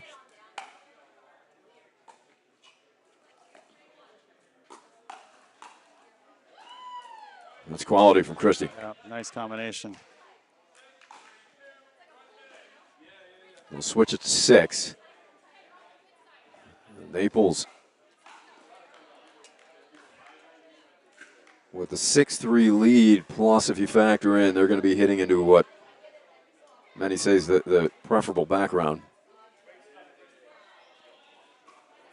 Yeah, I didn't notice that much until John Sperling pointed it out, and then I'm like, oh yeah, I do see all that movement in the background. Thanks a lot for telling me that.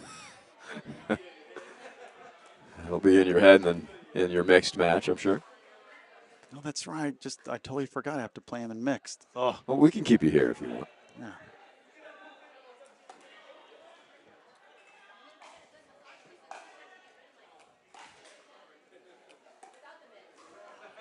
Well, look at Naples. It's like no break. They're ready to serve. I know they're ready to go.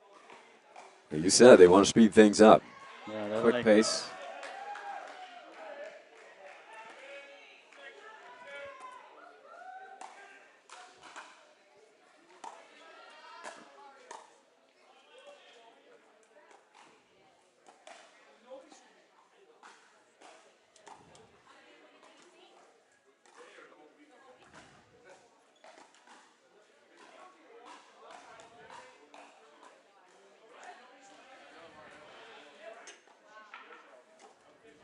And there they are again. There's that.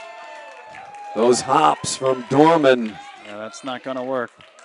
Christie's seeing a lot of balls right now, David, and she is responding. Yeah, I think Christie's in such a nice rhythm with that backhand slice. I would try to mix it up a little bit. As that slides deep off of the strong Atkins serve.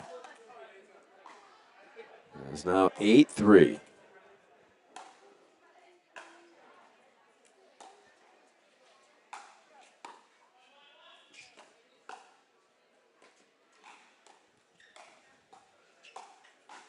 And Atkins' quick reflexes. Extraordinary athlete. Part of the under-19 national women's soccer team. I would have loved to see her play. I should ask her for some. Bill, if he has some home video, I bet she was just a beast on the soccer field. Oh, yeah.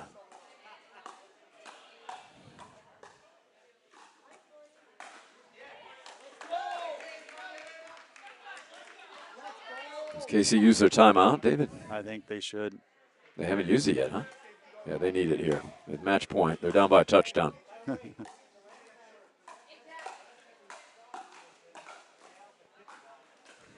Ooh, good recovery there by Dawson. I thought Naples had the edge, and they had a ball really to end that point with. They did. A little too conservative.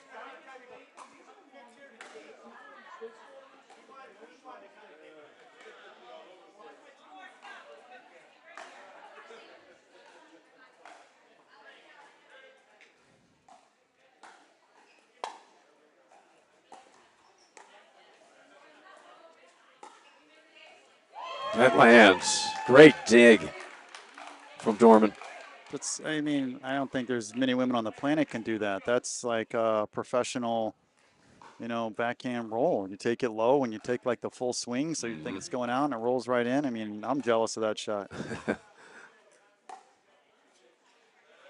This will be the third attempt at the match here.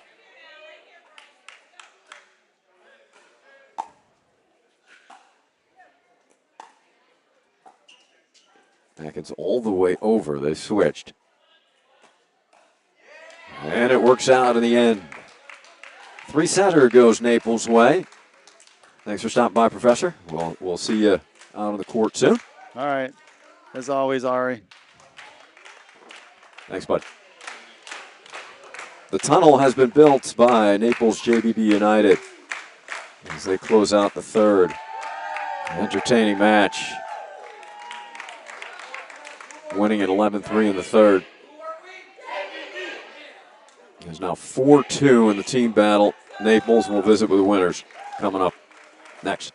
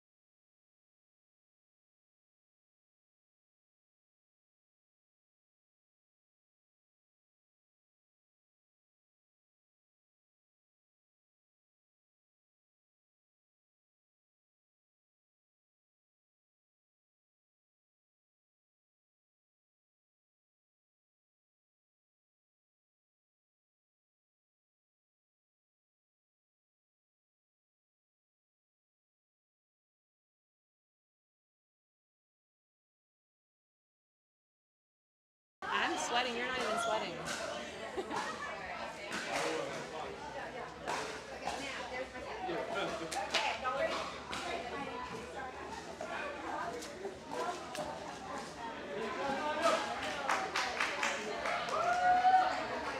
And with the owner taking pictures of his winning team, Christy Dorman, Mary Helen Atkins, in a great match. Really, you were in command most of that match, if not for a big run in the first by Kansas City. A pretty dominant performance, Christy. How did you feel out there with the teamwork and the strategy and execution? Pretty good, pretty good. I felt pretty good. It's my first time playing with Mary Helen, so I kind of let her lead the way. See, you never would know that watching you two. So when you say first time playing with her, officially in a match or even Yes. practice, anything? I think we had one practice game, maybe two, Yeah. the other day. It's a whole yeah. different thing when you're playing in a match. So she did great.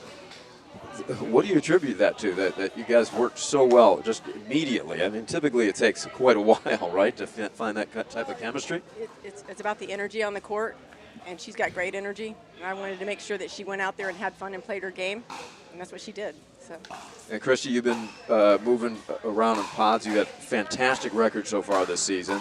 What was behind the decision to move you up Pod 1, playing with Mary Helen? I think we have seven people on the team, 7 women on the team, so we always have to adjust and sit one person out. So Melissa LeBlanc sat out this match, and so I moved up, and we kind of adjusted our lineup accordingly. Well, I think Bob Stroman may have found something here. Mary Helen, your team, talked a little bit about with Sperling and Jaime. Record-wise, you started out 1-7. I mean, you guys look better than that, but John relayed that you sat down, or the whole team sat down and had a meeting and said, look, we're better than this record. And were you one of the vocal leaders, Mary Helen, or what was your message to the group, and how do you feel the team has responded? I mean, I feel like, other than our coach, Jaime's a big team leader on us, and we kind of follow suit with him. I'm a big energy person, and so I agree that, if you change the energy in your thoughts become things. So you have to change your mindset. It's not just that we're all great players, we also have to energetically believe and perform on the court. And what have you learned this weekend? You had to go up against really 2 very tough teams, first and second teams, Coachella Valley, Seattle. It looks like, as Bob said, he learned that you guys can compete with anybody. What's the confidence level for this group? I think it's getting better and better each month. We had a good month last month, which really helped our confidence, and we're just trying to come out with a lot of supporting each other, and a lot of energy, as Jaime would tell us in his Brazilian accent. And so I think we're just doing that. I think the confidence level is growing with each match. You guys want to say hello to anybody back home? Anybody you want to say hey out to? Hi, Shout Mom out, and big Dad. fans. Say hi to my dad. And my brother. Oh, he's the best. Oh, he's up there. Christy? Yeah, Mom, Dad, Okay. brother, nieces are watching, so I have some family supporting me today. All right, all you Naples fans, hope you enjoyed the match. And is Bill here, or is he there? He was here earlier. He had to leave, but Okay, he'll probably watch it later. yeah, one of our greatest fans. Okay, great job, guys. Thank you so much. And we'll see you next. More to come here at Championship Court.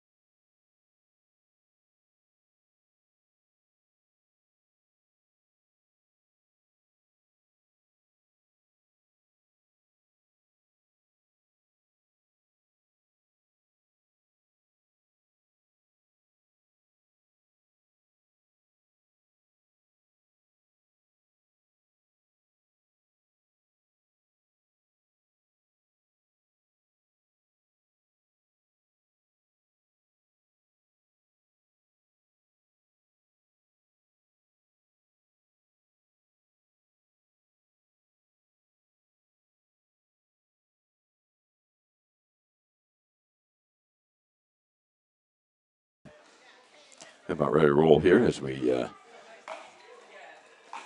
wait for the mixed match. We get Kessner and George, Sperling and Dorman. We're going to check around the venues here. Austin leading Coachella Valley 3-1. Columbus trying to remain unbeaten on the weekend. In front of Indy 4-2. OKC up on Boca 4-2. And this one's Naples leading KC 4-2. Princeton all over Denver 6-1. Seattle in a battle of the unbeatens over Houston 4-2. And that one will likely decide who wins the weekend. Now, Seattle came in at 3-0 and plus 11 margin. Houston was 3-0 at a plus 7 margin. Columbus is a plus 7 margin, 3-0. Columbus right now leading Indy 4-2. So Seattle's got 4 games to work with to wrap up their first place prize should they continue to lead and defeat Houston.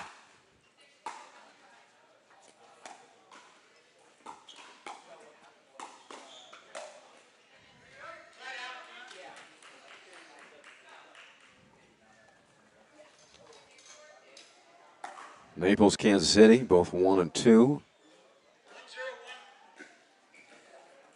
in the event. Well, teams would love to leave here 2-2, particularly if you're Naples having to play first place Seattle, second place Coachella Valley. Kansas City, this is a winning weekend, particularly without Darrell Wyatt and Scott Johnston, 2 of their top men. What a shot by Dorman with her back to the other side. And Sperling's going to do a celebration dance to that delivery from Dorman. We've seen Christie's athletic ability on display in the previous match.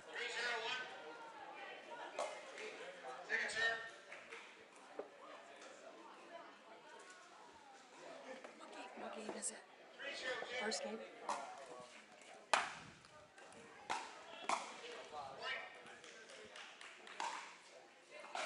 So a quick 3 points.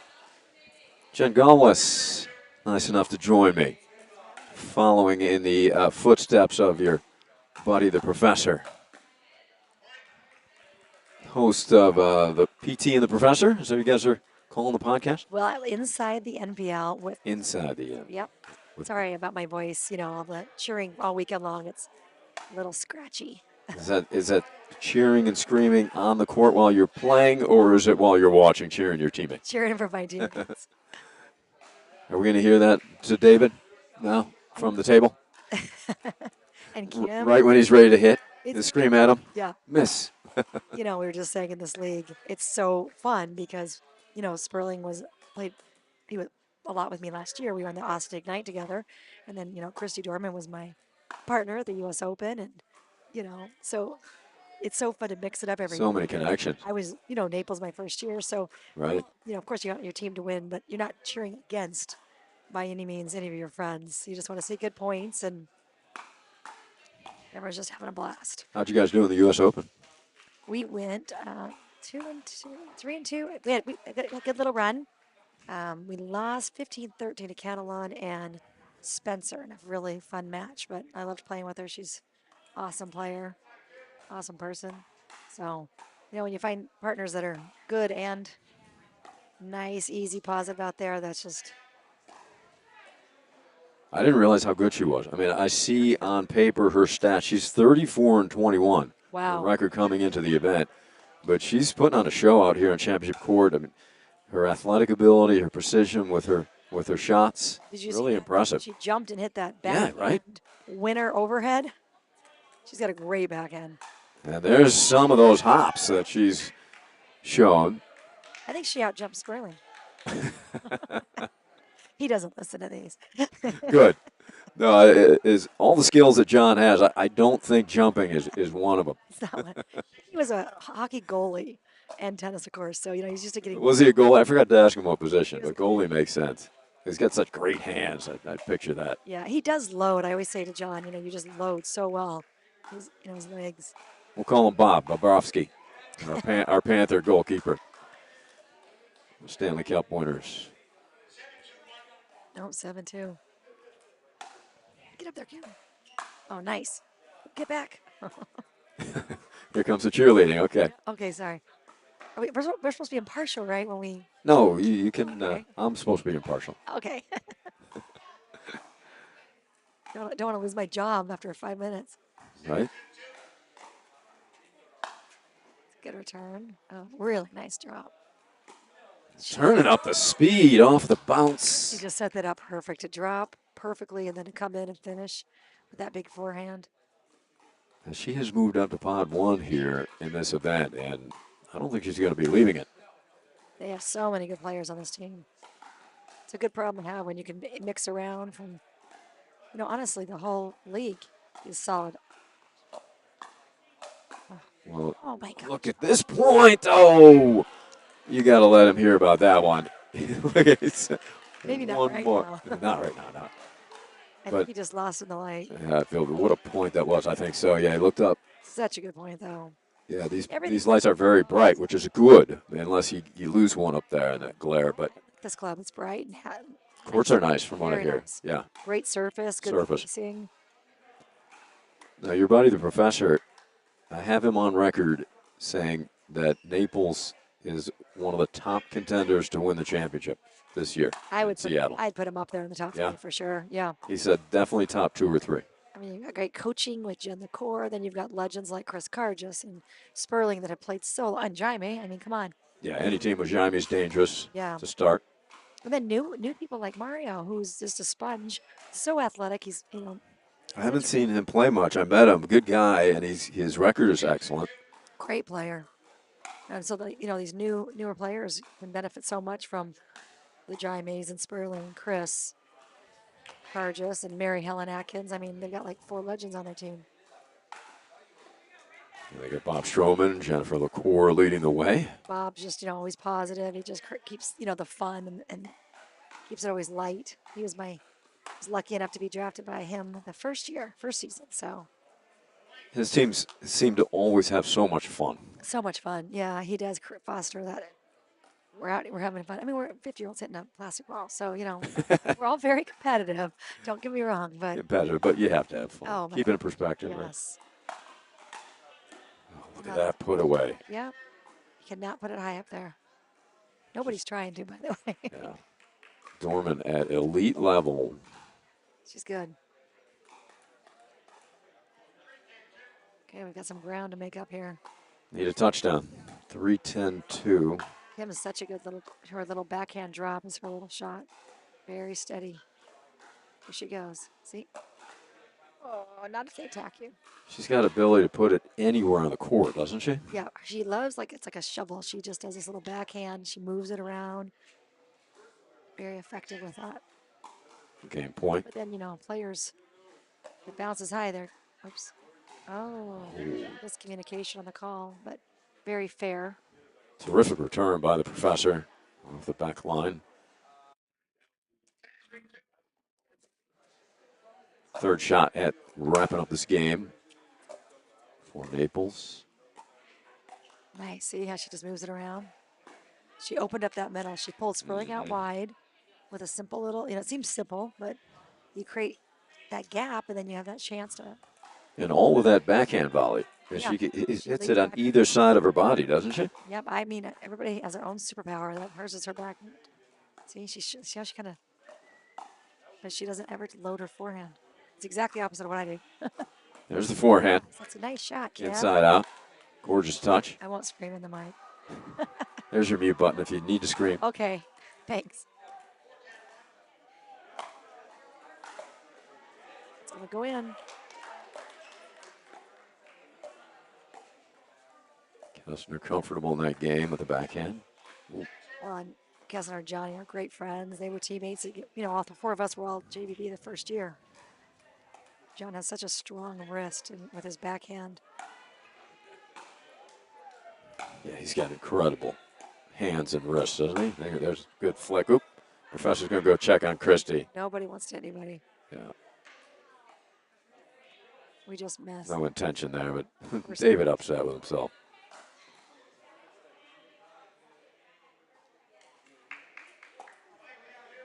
I mean, sometimes that's a shot. Sometimes we miss because we're trying not to hit somebody.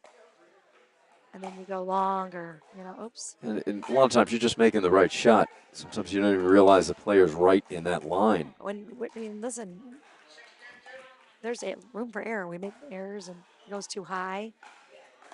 We've all been hit plenty of times. Oh, Look at that shot. that is the prettiest when she goes up there with that one hand. Yeah. Such reach. And She played volleyball as a second sport. oh, okay. No, I don't know. Maybe. She hits it so crisply Yeah. as well. There's no movement, very strong wrist of her own there. Oh, shoot. See how when you come up, got to stay low when you get attacked. It's easy to say, but boy, when a guy's attacking you and you don't stay down. Where's the Well, that'll wrap up game one, 11-6. Nice little comeback for Kansas City. I mean, it built some momentum there at game one, which is important, Jen, heading into game two. Absolutely. I always say that even if we're going to, first off, I've blown plenty of leads. Every point, you just play every point. You don't try to, or I'll flip the score in my head. If it's 8-2, I tell myself I'm 8-2. So you play a little looser because you just have to play every ball the same. You've seen how close this can be. Little dribblers happen at the end. So, Yeah. And you're right, though. Even if you're going to lose one game, the more you get into it, people are new partners. They're not used to each other. So you get more comfortable. You settle in for game two. The momentum shifts are great in this sport. Yeah, I don't know how much David and Kim have played this year. I think they played way back together in Naples. And they played a lot. I mean, he talks about second to me, Kim is the most Naples, and then all last year, Kansas City. They did play together last year. Yep. That's right. Okay. Yep, she played Pod 1B with David the whole year. Gotcha. So they have plenty of experience. They know each other very well, and they, both of them are super positive and really enjoy playing together. She gives him a lot of grief, and if he Is that what's happening in the huddle right now? That's right. She's saying, if you play better, you'll get a Kim Kessler chest bump. Right. Only if we Which win. blasts you into the wall. I've seen that. Exactly. So whatever it takes to get him moving his feet a little bit better. Now, she did come to the table in the previous match for advice twice while he was on the air. Oh, really? Yeah. In her women's, okay. Yeah, while she was Did it playing with work? Jen. It did work the first time. Well, I have to admit, even though you want to say to the professor it didn't work at all, let but me guess. He just said, just keep being you. You're playing great. Just keep being you. Keep swinging, Jen. Come on, Kim. Keep being you. He's a very calm, positive person. now on the flip side, you wonder how much John and Christy have played together. I had Christy and Mary Helen in the post-match interview, and that was the first time they've played together. I think this is their first time. Yeah. Because Christy's been playing Pod 2 with Chris Cargis. And I'm not sure, they mix up the guys a little bit, but I mean, it's good. These are good options when you have people that are so good playing Pod 2, Pod 3. I mean, Pod 3, everything's so good this year. There it is again. That's her little signature, and it's so graceful. Effortless. Like a highlight reel of that one. Absolutely.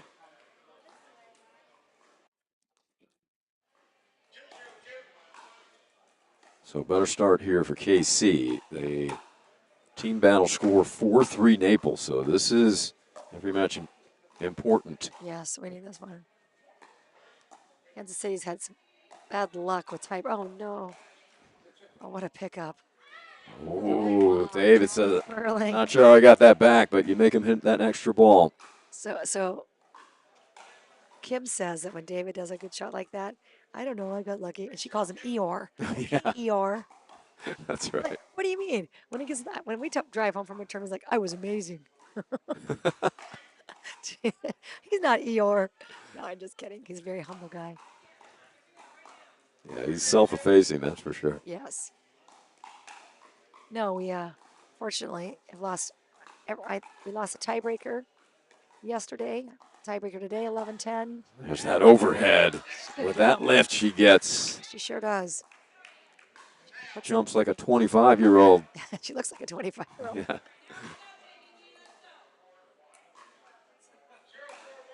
So 0-4-1. Quality start from the Stingers. Well, we were joking about that huddle between David and Oh, it's long. and Kim, but they've definitely collected themselves. In all seriousness, what do you think the changes that they intended and that you see made here in the second? Well, don't give Christy any high balls. They've got to make it bounce to her. See, stay soft. Getting the points a little longer, develop a point, because, they saw what happened when they put it up high. Cannot drive through her or Sperling. So soft, get up, lengthen the points. That's Kim's best thing. She has Yeah. great third shot drop. She's not a driver. She likes to drop and get up, and then she moves the ball around with her dinking, trying to set up the guy. Oh, that might. Oh, And that looked like it was going to go out. certainly was. That's why those are too juicy not to hit sometimes, especially with forehand. But sometimes the indecision will cause the error. That's what we always talk about. Do you yell out or not? Because you're about to swing your forehand. I always want the help. George says no. It thinks it messes it up. So Kara Beth has an amazing. You've got to follow her YouTube channel. She puts so much research and data, but between things that she goes over. Like she has a whole, I think it's like 20 minutes about should you yell to your partner out, and it's based in science. It's actually really interesting. Yeah, she's really cerebral. Very. Well, she's an orthopedic surgeon. Yeah. She's very. She's a great commentator too, Oh, CB. yeah. I do have to subscribe to that. I think it's called I heard it's Pickleball great. Prescription. Prescription, yes. Yep, and Pickleball it's Prescription. very well. YouTube channel. Yep. Follow it. It's awesome. I love her. I love her videos. Oh, that's a little greedy. It's way. Gorgeous. Yeah, that's too greedy though. So sometimes it's hard in mix. The guys try to be bigger, but sometimes they decide to go before they see what's hit. So Yeah, once you commit. you got to go. Yeah, just a little unlucky there. 2-4-1.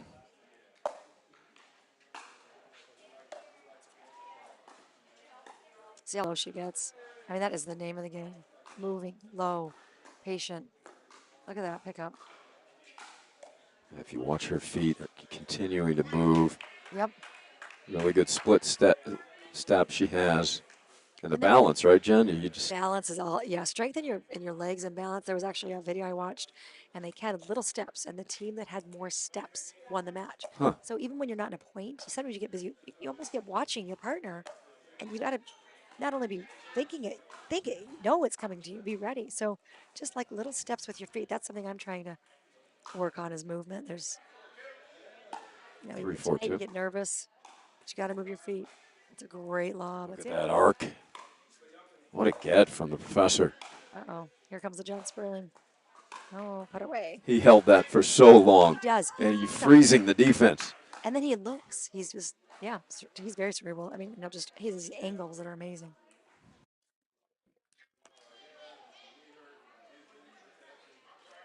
Where are we at? 40? I think we're 4-all.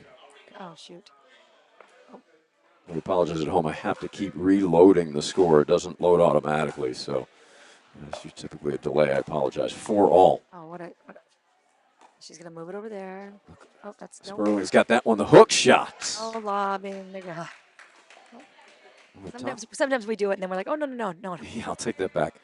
That was women's. We could do that. Mixed, it's a lot. That's right. Usually the guy just almost always takes that overhead. 5-4-2.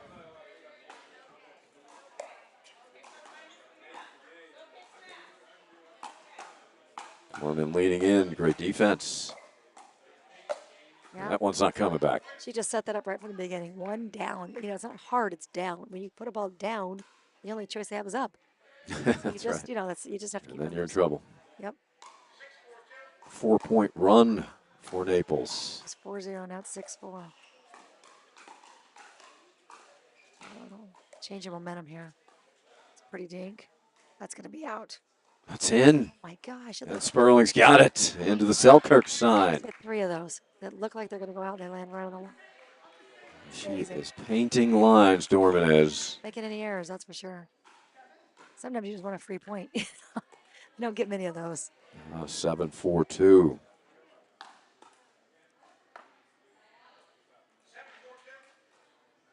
Were you guys up 4-0?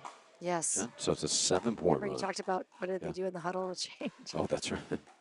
Thank you. Well, Late Sunday. To huddle again. How about we call a timeout? Okay, there we go. a rare Sperling dink miss. This is bread and butter. So they get the side out down 3 now, Kansas City. 4-7. Here we go. Kim serving. Stingers have to have this one to Nice deep force serve. third. There it is. Look at that little cut backhand now. Get her back. Get up there, Kim. Here she comes. Oh, that's such good miss. Look at this technique and ball movement. Well, Ooh, speed up was dangerous there at that took point. the chance. Kim was waiting for it. She saw it. We talked about Kestner's backhand volley. How would you describe Dorman's? Because she's been able to hit that with pinpoint precision. Oh, it's solid. She has strength. She leads perfectly with her shoulder. She punch. She doesn't swing. She keeps that wrist really secure. She has a nice little cut to it. And she does it one-handed. You know, most of us from tennis, I mean, I'm There you go, two-hand, right. Yeah. That's the best thing about the sport is everybody has different strengths from their sports backgrounds and soccer. I mean, Mary Helen soccer, Chris Wilton hockey. There's so many different. Not all are tennis players. Yeah. I think Kim played softball. Softball, volleyball. Yeah, she was. Mary Helen soccer. Yeah. Tennis, of I'd say course. 75% are tennis, but the rest are amazing athletes. I mean, look at Danny Werfel. Yeah, right. Tennis. Talk about athletes. Yeah, exactly. So, wonderful thing about pickleball, it's people can learn relatively quickly and get to a decent level where that doesn't happen in tennis. Tennis takes years to get good. Well, Casey gets a couple points back. 0-1. Oh, nice, Kim. She's gonna move it around now. Oh, Sperling was there, but he overcooked it. He sure did. Lucky. We need that momentum. Sometimes you just need a little shift. 7-6-2. Okay, here we go. Okay, no more points. We need this side out. I think we really need this. I think we're behind overall.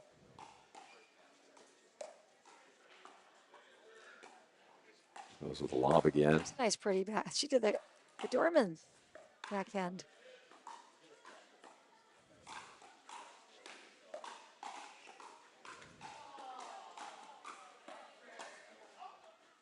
Oh, John said, "Don't you dare!" Oh my God, she went for it. She almost got it. It drifted long anyway.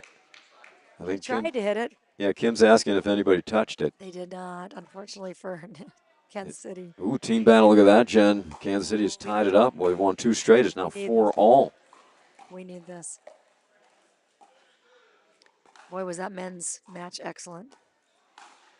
It's in again. Ours have all been in. Great get by David. Oh. Ooh, how about Dorman going right at him? I mean, it's such a smart shot. You lob somebody, you fatigue them, they run back, they're coming in, you just drive it right at them. Don't let them off the hook with dropping. They're tired, they're running in, drive it. Yeah. And typically they're a little off balance. Yeah.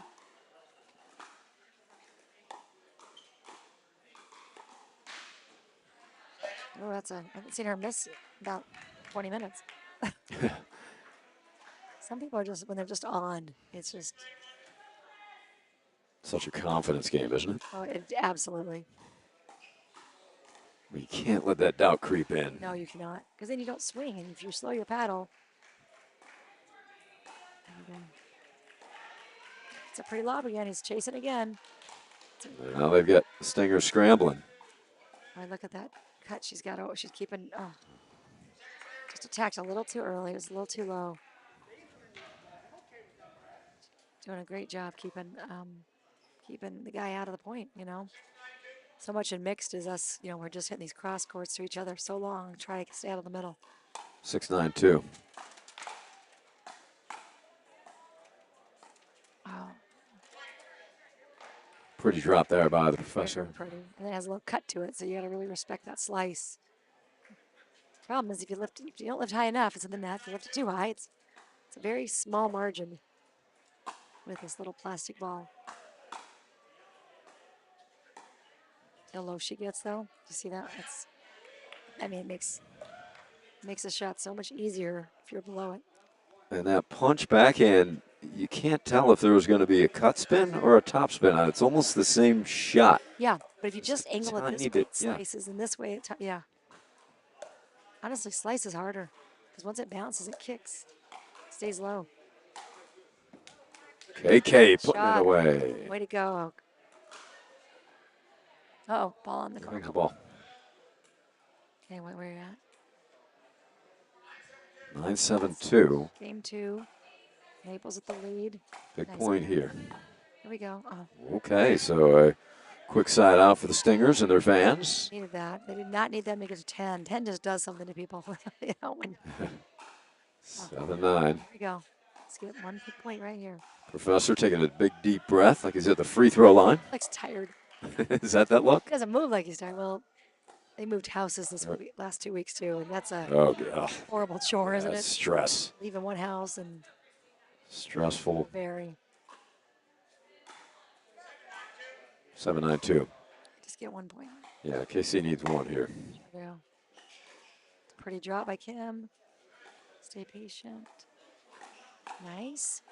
And then changing the speed. What an attack by Dorman. I think they thought it was going to go long, but see, that's topspin saves you. You know, you hit it, pulls that ball in. It's got great spin.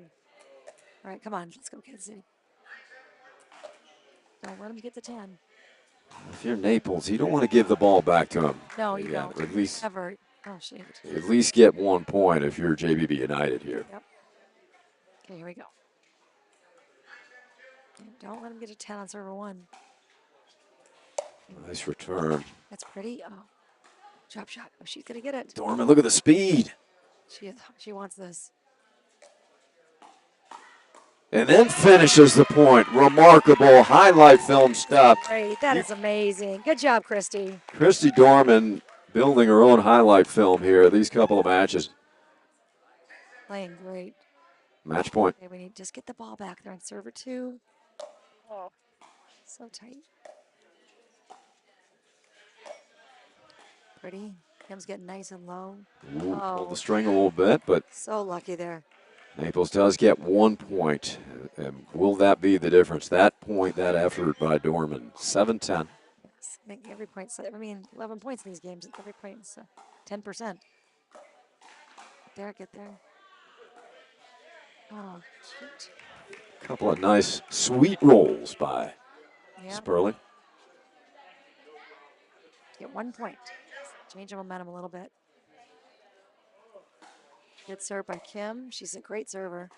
Right on the line. It's not gonna. It sets that up. What a return by Sperling. Yeah, it's hard. I mean, no one's trying to drop their thirds high, but when people return so deep to the corner in your backhand, you either drop or drive, and And you don't expect it because you hit a nice deep serve, yeah, and then the return comes back skidding deep off of the line. that's why the sport. It's what I think you only score 38% of the time when you're serving it. You know, the advantage is to the receivers. Here we go. Server 2. Match point. Number 3. Serve. A deep return. Come on, Kim. Let's go, David. It's pretty. Oh, watch out. Yeah, that's a good setup for Sperling. Shoot. As you said, tough to lob over the guys. They're just so good. And by the way, Christy's overheads were as good as any guys. Yeah. Her backhands. And her vertical is higher than most, so. Tough loss, but all 4 amazing players. And we'll get the post-match interview. Dorman and Sperling will be over here. Thanks, Jen. Thank you. Great job. You're doing a great job as always. Appreciate it. We'll tune into the podcast. All right, thank you. All right, we'll be back with the winning team coming up.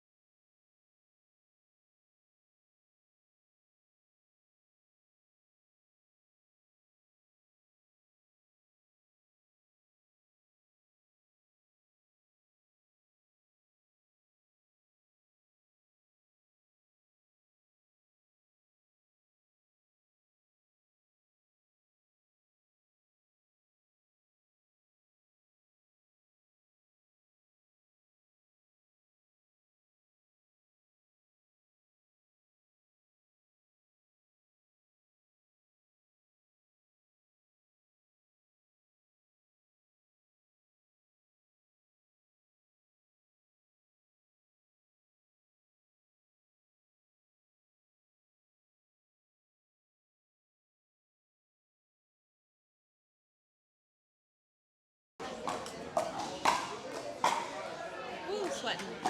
Good job. Well, this is a good time. We got Bob Stroman back with the camera. 2 in a row, Christy. And now you're going to tell me this is the first time you played with John? I won't believe it. 100%. No way. Absolutely. I didn't believe when she said that was the first time she played with Mary Helen. Yeah, it was our first time on the court as a team, and yeah, it was great. She's a quick learner. I mean, it seemed like chemistry pretty immediate for you, John. Yes, she warned me early that says, John, don't give me any business. I'm the captain of this team. Hardly. And I said, Oh, yeah, she seems real bossy. right, she is. And so I said, hey, whatever you say goes. Sure. KD is the boss. Christy, Literally, what's no it one like- believes that. Sorry. What? No one believes that. No, we don't believe that. Well, what's it like getting to play with the likes of the experience, the professionalism of Mary Helen Atkins? Now you got John Spurlock. Yeah, it's been great. It's been great. Their leadership is fantastic, and you just kind of follow their lead, so it makes it a little easier. And John, you may not believe this, but the professor, David George, said that he thinks your team is one of the favorites to take the title. So he definitely sees something in you guys with your experience at Christie and your depth of your roster. Well, that's a very nice thing for him to say. I think we believe that we have a team that can do it. It's obviously about matchups. It's about how we line up across the net from each team. So it's, on paper sometimes it's different, but, that's why we get out there and we battle every week. And Christy, I hadn't seen you play here, but Jed Galwas agreed. You're putting together maybe the best highlight film package of any player in the entire event. Oh gosh, I don't know if that's true, but No, it's true. And thank you. You're also jumping higher than anybody on this court, including all the men. I think I've gotten up to about a 2-inch vertical at this point. Oh, no. She definitely can jump higher than me and much faster than me. No, but thank you. Well, you're welcome. It's great been to fun. see you out here, and great job. Looks like team battle, you're up 1 now, but you've got, Couple ahead of us. these two here with Jaime coming out. You got to feel comfortable. Absolutely. We got the big man and Mary Helen on the court. They got a tough match ahead of them with Tommy and Jennifer, but, hopefully things will fall our way. It'll be nice. All right, guys. No team breaker at Sunday afternoons. Does not happen. Everybody's got to catch their plane. Everyone's got to catch a plane. All right, Grace. All right. Great job. Thank you, Christy. Thanks so much. Thank you, John. Thanks, Harry. All right. Next match coming your way in a moment. Yeah, the superstar, KD. Thank you.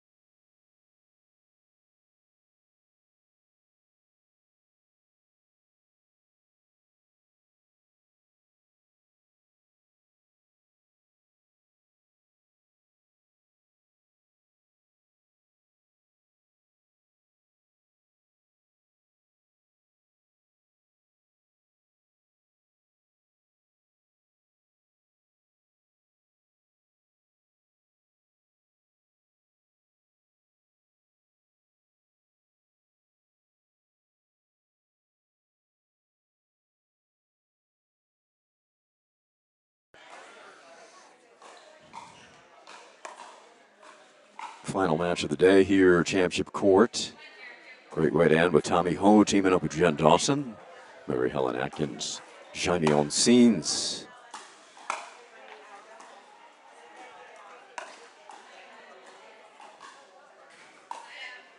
All net love for Dawson.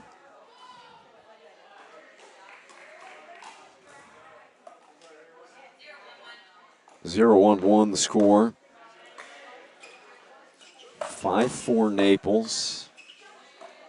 After the victory by Sperling and Dorman, Tommy Ho rolls that through for a winner.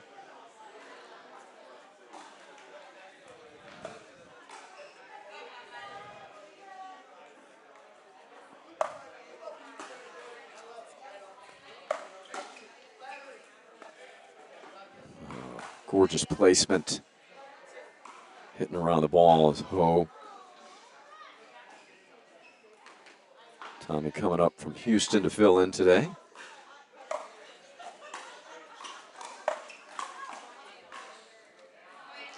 Johnny, I think he tried to pull back that paddle. Ho's pace has surprised numerous opponents. He gets so much action on the ball, particularly hit from that left side.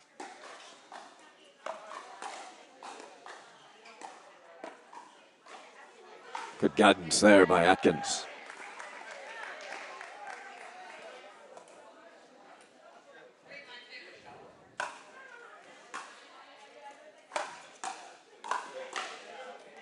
Attacking Dawson, gliding forward.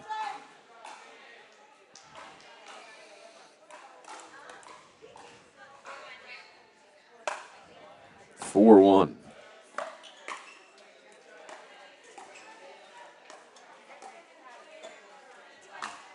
Wonderful ball movement by Atkins, sets that up for Jaime. Naples will serve, trailing by 3, 1-4-1 in the first.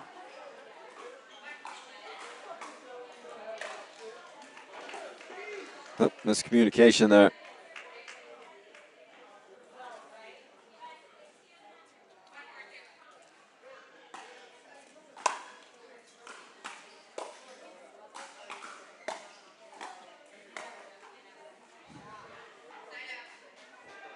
Stingers apologize.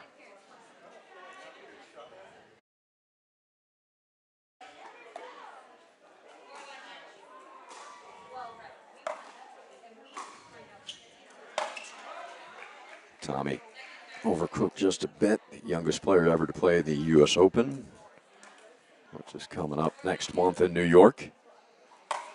At 15. His kids played college tennis. His son at Notre Dame. His daughter played at Georgetown.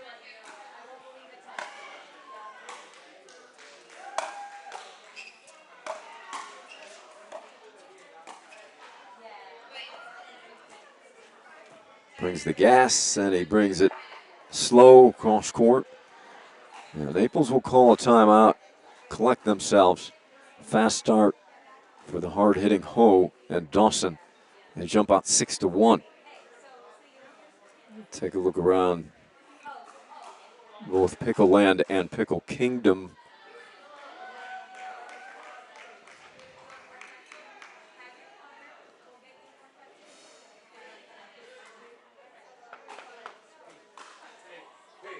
It is Columbus leading Indy 6-3.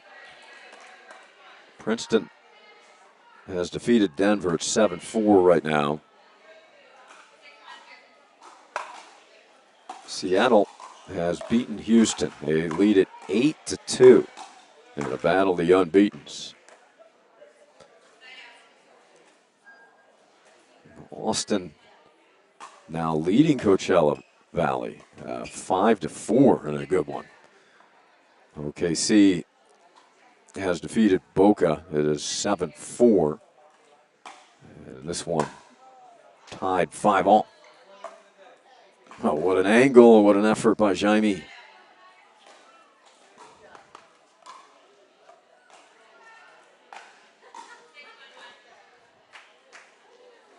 Did I miss Columbus? Where's Columbus? Because they're in the running here.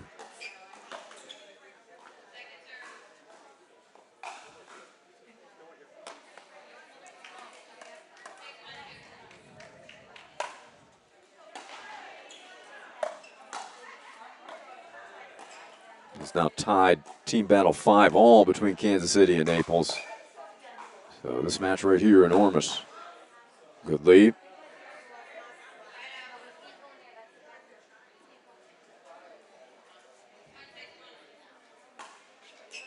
One 6-1. What a save by Onscenes. Tommy Hope puts an end to the point.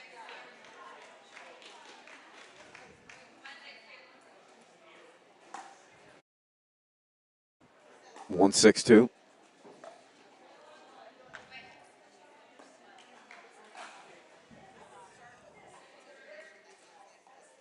Two 6-2. Great serve by Atkins. Sent Ho deep into the corner. Not much room over there.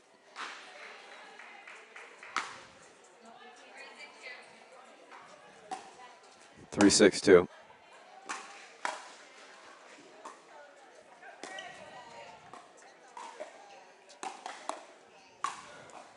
And Onscenes closing quickly.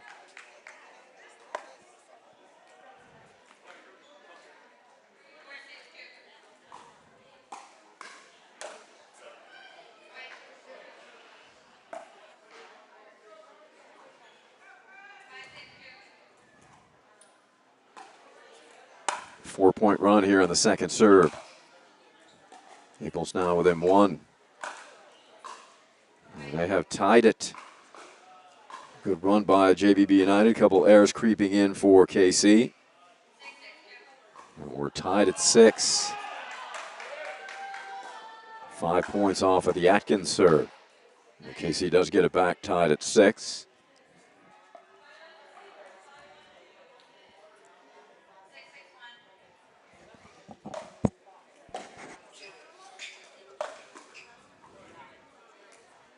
Tommy holding that shot, that forehand, and goes hard into the body.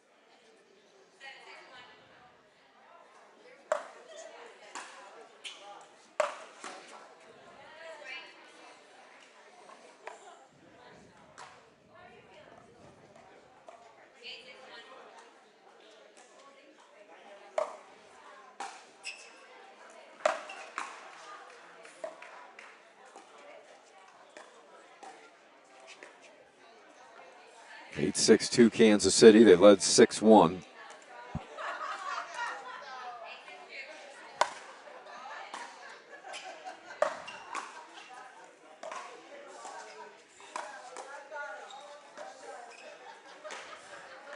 That cord goes Stinger's way.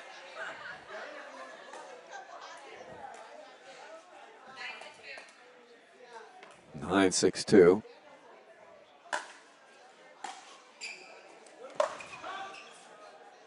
Here's Jaime scream out, leave it.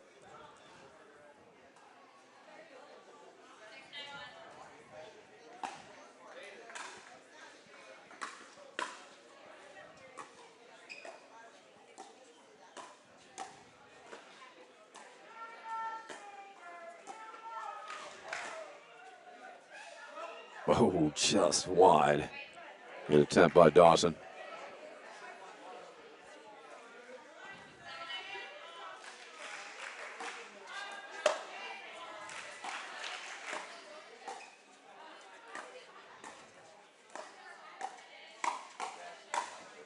Dawson staying with it. Straight line attacking.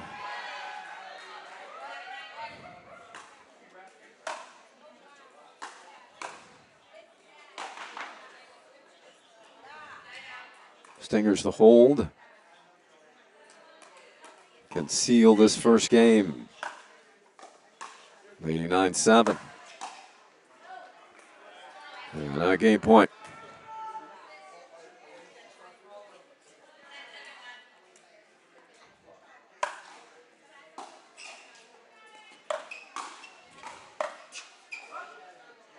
Not quite. Jaime says, thank you. As they've had a few net cord winners.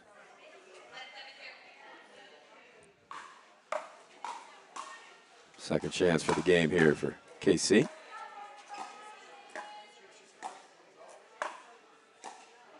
Oh, what a shot by Atkins.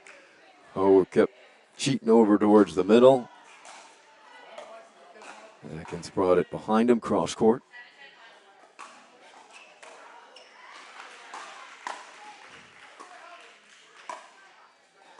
Seven 10.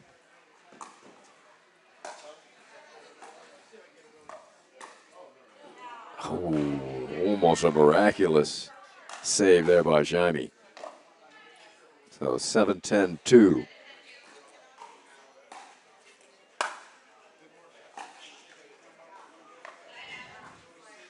Stingers to serve for it.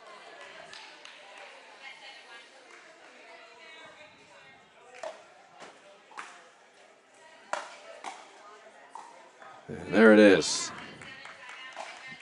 Pedal to the metal. 11-7. Ho and Dawson in the first. We're back for the second game. This is the NPL presented by QC Kinetics.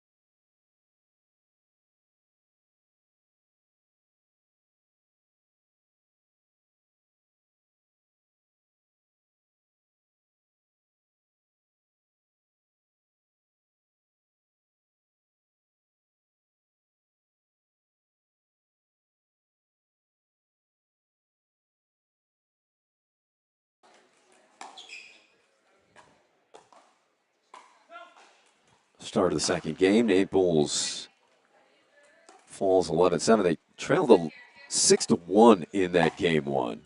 Came all the way back, tied it at 6, but then a nice response from Kansas City. Jaime balancing act, puts that away. But this David George coming. Thanks, Professor. But this kind of looks like a 3-set match, and we'll see if Well, the way can Naples figured out, like you said, that second game, we talked about it a little bit off air. After that initial barrage by Kansas City, they were able to figure some things out. And so I saw him talking to the break. I heard him talking to the break about how to mitigate some of those drives. So if they can just play clean, I think they're going to have a good chance here. Look at the speed by Ho.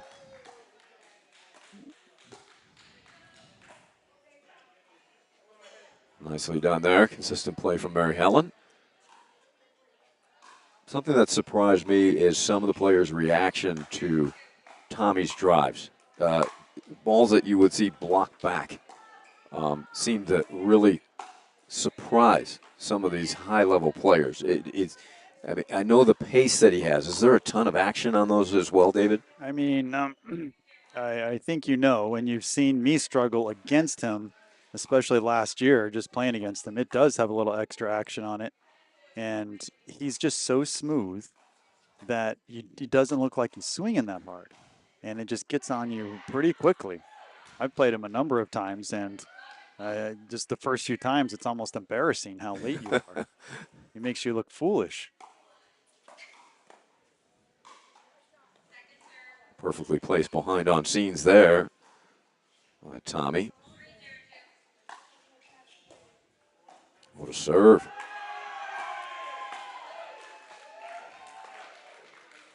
An overhead drop shot? Did you just see that? Am I just hallucinating? You just saw that. Talk about paddle control. Looks like Naples is forming a tunnel over here. It's bad enough you lose to Naples, and then they rub it in by forming a tunnel right in your face. I can say that because I was Naples the first year. Yeah, you helped build some of those tunnels. And I'd rub it in other people's faces. That makes it 6-5, Professor. Oh, this could be it then, is what So you're saying. this should be it because either you're going to walk away with a tie. There will be no team breaker in the final session of events, giving people time for their flights and time to get home.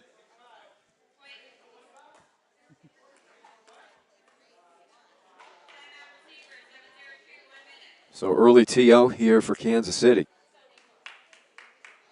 Quick start for Naples. They jump out 7-zip. Talk about a quick touchdown. Yeah, own scenes, you can see a little spring in his step. I mean, this late on a Sunday afternoon, did you see him run up and get that short ball? He is locked in. That's not what you want to see if you're Kansas City. Locked in on scenes. Right, message sent. Now, Bob Stroman remarked about his agility and in his endurance and how much he's playing. His ability to recover. I don't know how any of you guys do it. I play a match or one day. I need to take a day or two off. You guys just play all day, all weekend. How long does it take you? Do you usually take a day after these events, David, or you go right back at it? No, I take a lot. I take time off. I need time off. Yeah. I don't play nearly as much as the other top players.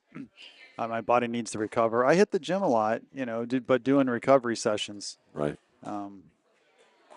Yeah, some people are playing all the time. But I might play once next week. I mean, just to get a little feel and stuff. But I definitely want to take some time off. So hitting the gym, you're doing a lot of weight lifting. Is it weight or is it more stretching? And during the season, I do a lot of cable stretching. So I'm doing really medium light weights with stretching. A lot of it developed specifically for me by my physical therapist partner, Jen Galwis. I don't want to watch that match back when she was commentating. We just got smoked.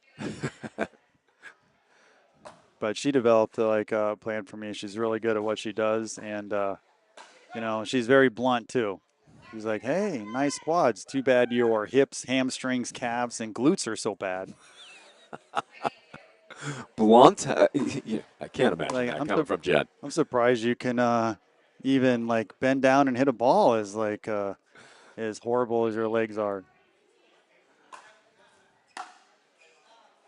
All this great content you can hear on the new podcast with you and Jen. We did. We started the NPL podcast back up. Is it PT and the professor? Of course it is. Well, not the professor and PT. I tried really hard. It's a good show you have with the three guys from OKC. Yeah, we try to get some interesting dynamic duos on there and trios and, just to highlight them a little bit as individuals, but also highlight some strategy in the NPL and teams. I think OKC has some of the best combination of top men players. I mean, I didn't even mention, Steve Dawson or Blake in that trio, but they really have some good players. So I asked them how they're mixing it up, how they trade places at different pods and different partners and things. So I think it's been pretty good so far. Jaime is frustrated at it.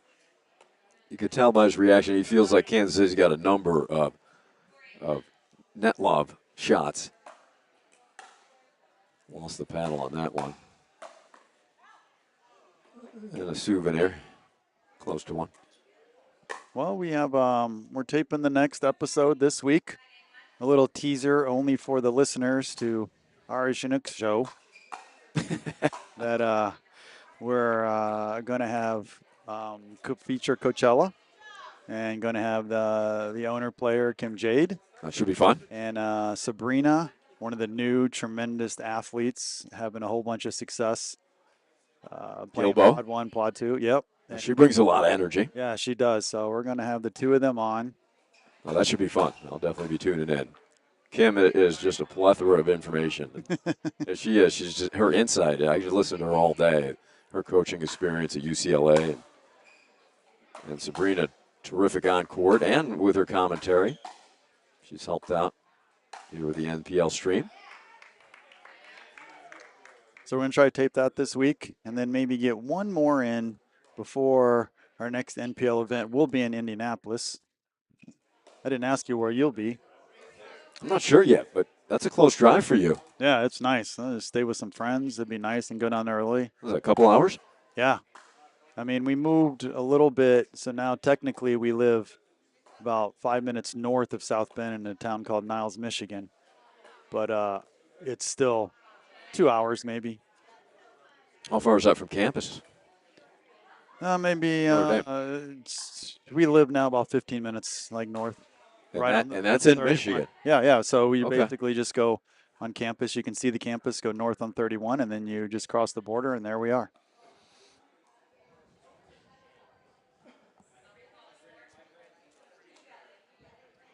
So quite a response here from KC. It looked like it was going to be all Naples in the second, heading into the third, but Stingers with a nice comeback at 6-9.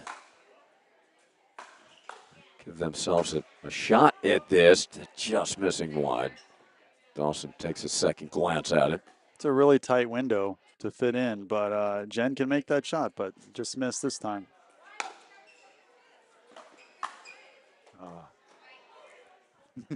Frustration. Yeah, that's for his Jaime. shot.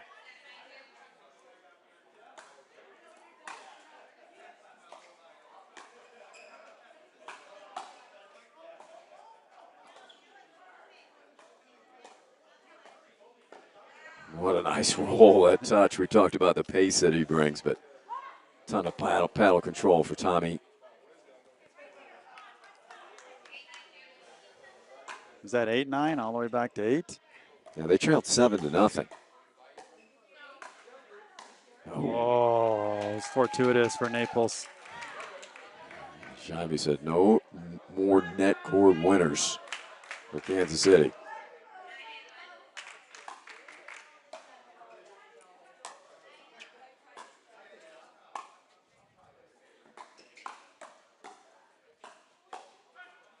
Good duck out with the hand speed from Ho.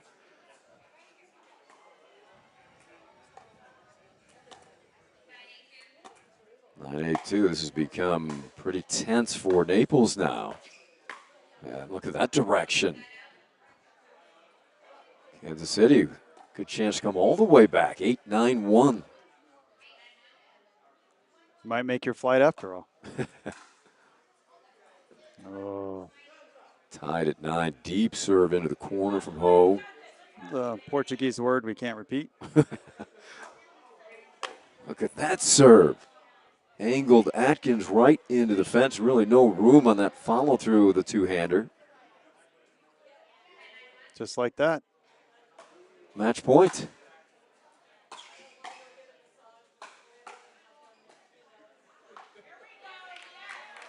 Good resistance from Atkins. It's kind of the difference when they get there. Can Atkins withstand the barrage from Dawson in that tight window? And that will do it. Shake and bake. Ho and Dawson storming back. And we'll have a word with the Kansas City team as before you go, Professor, that puts you in a tie. In a tie. Yeah. All right, buddy. Well, thanks for the help, and we will see you next month. All right. See you, man. You're the best. Okay, Professor. And we'll wait, get Tommy and Jen over here if they have time before their exits to the airport or wherever they're heading. Tommy more car drive, he's heading down to Houston, but stay with us.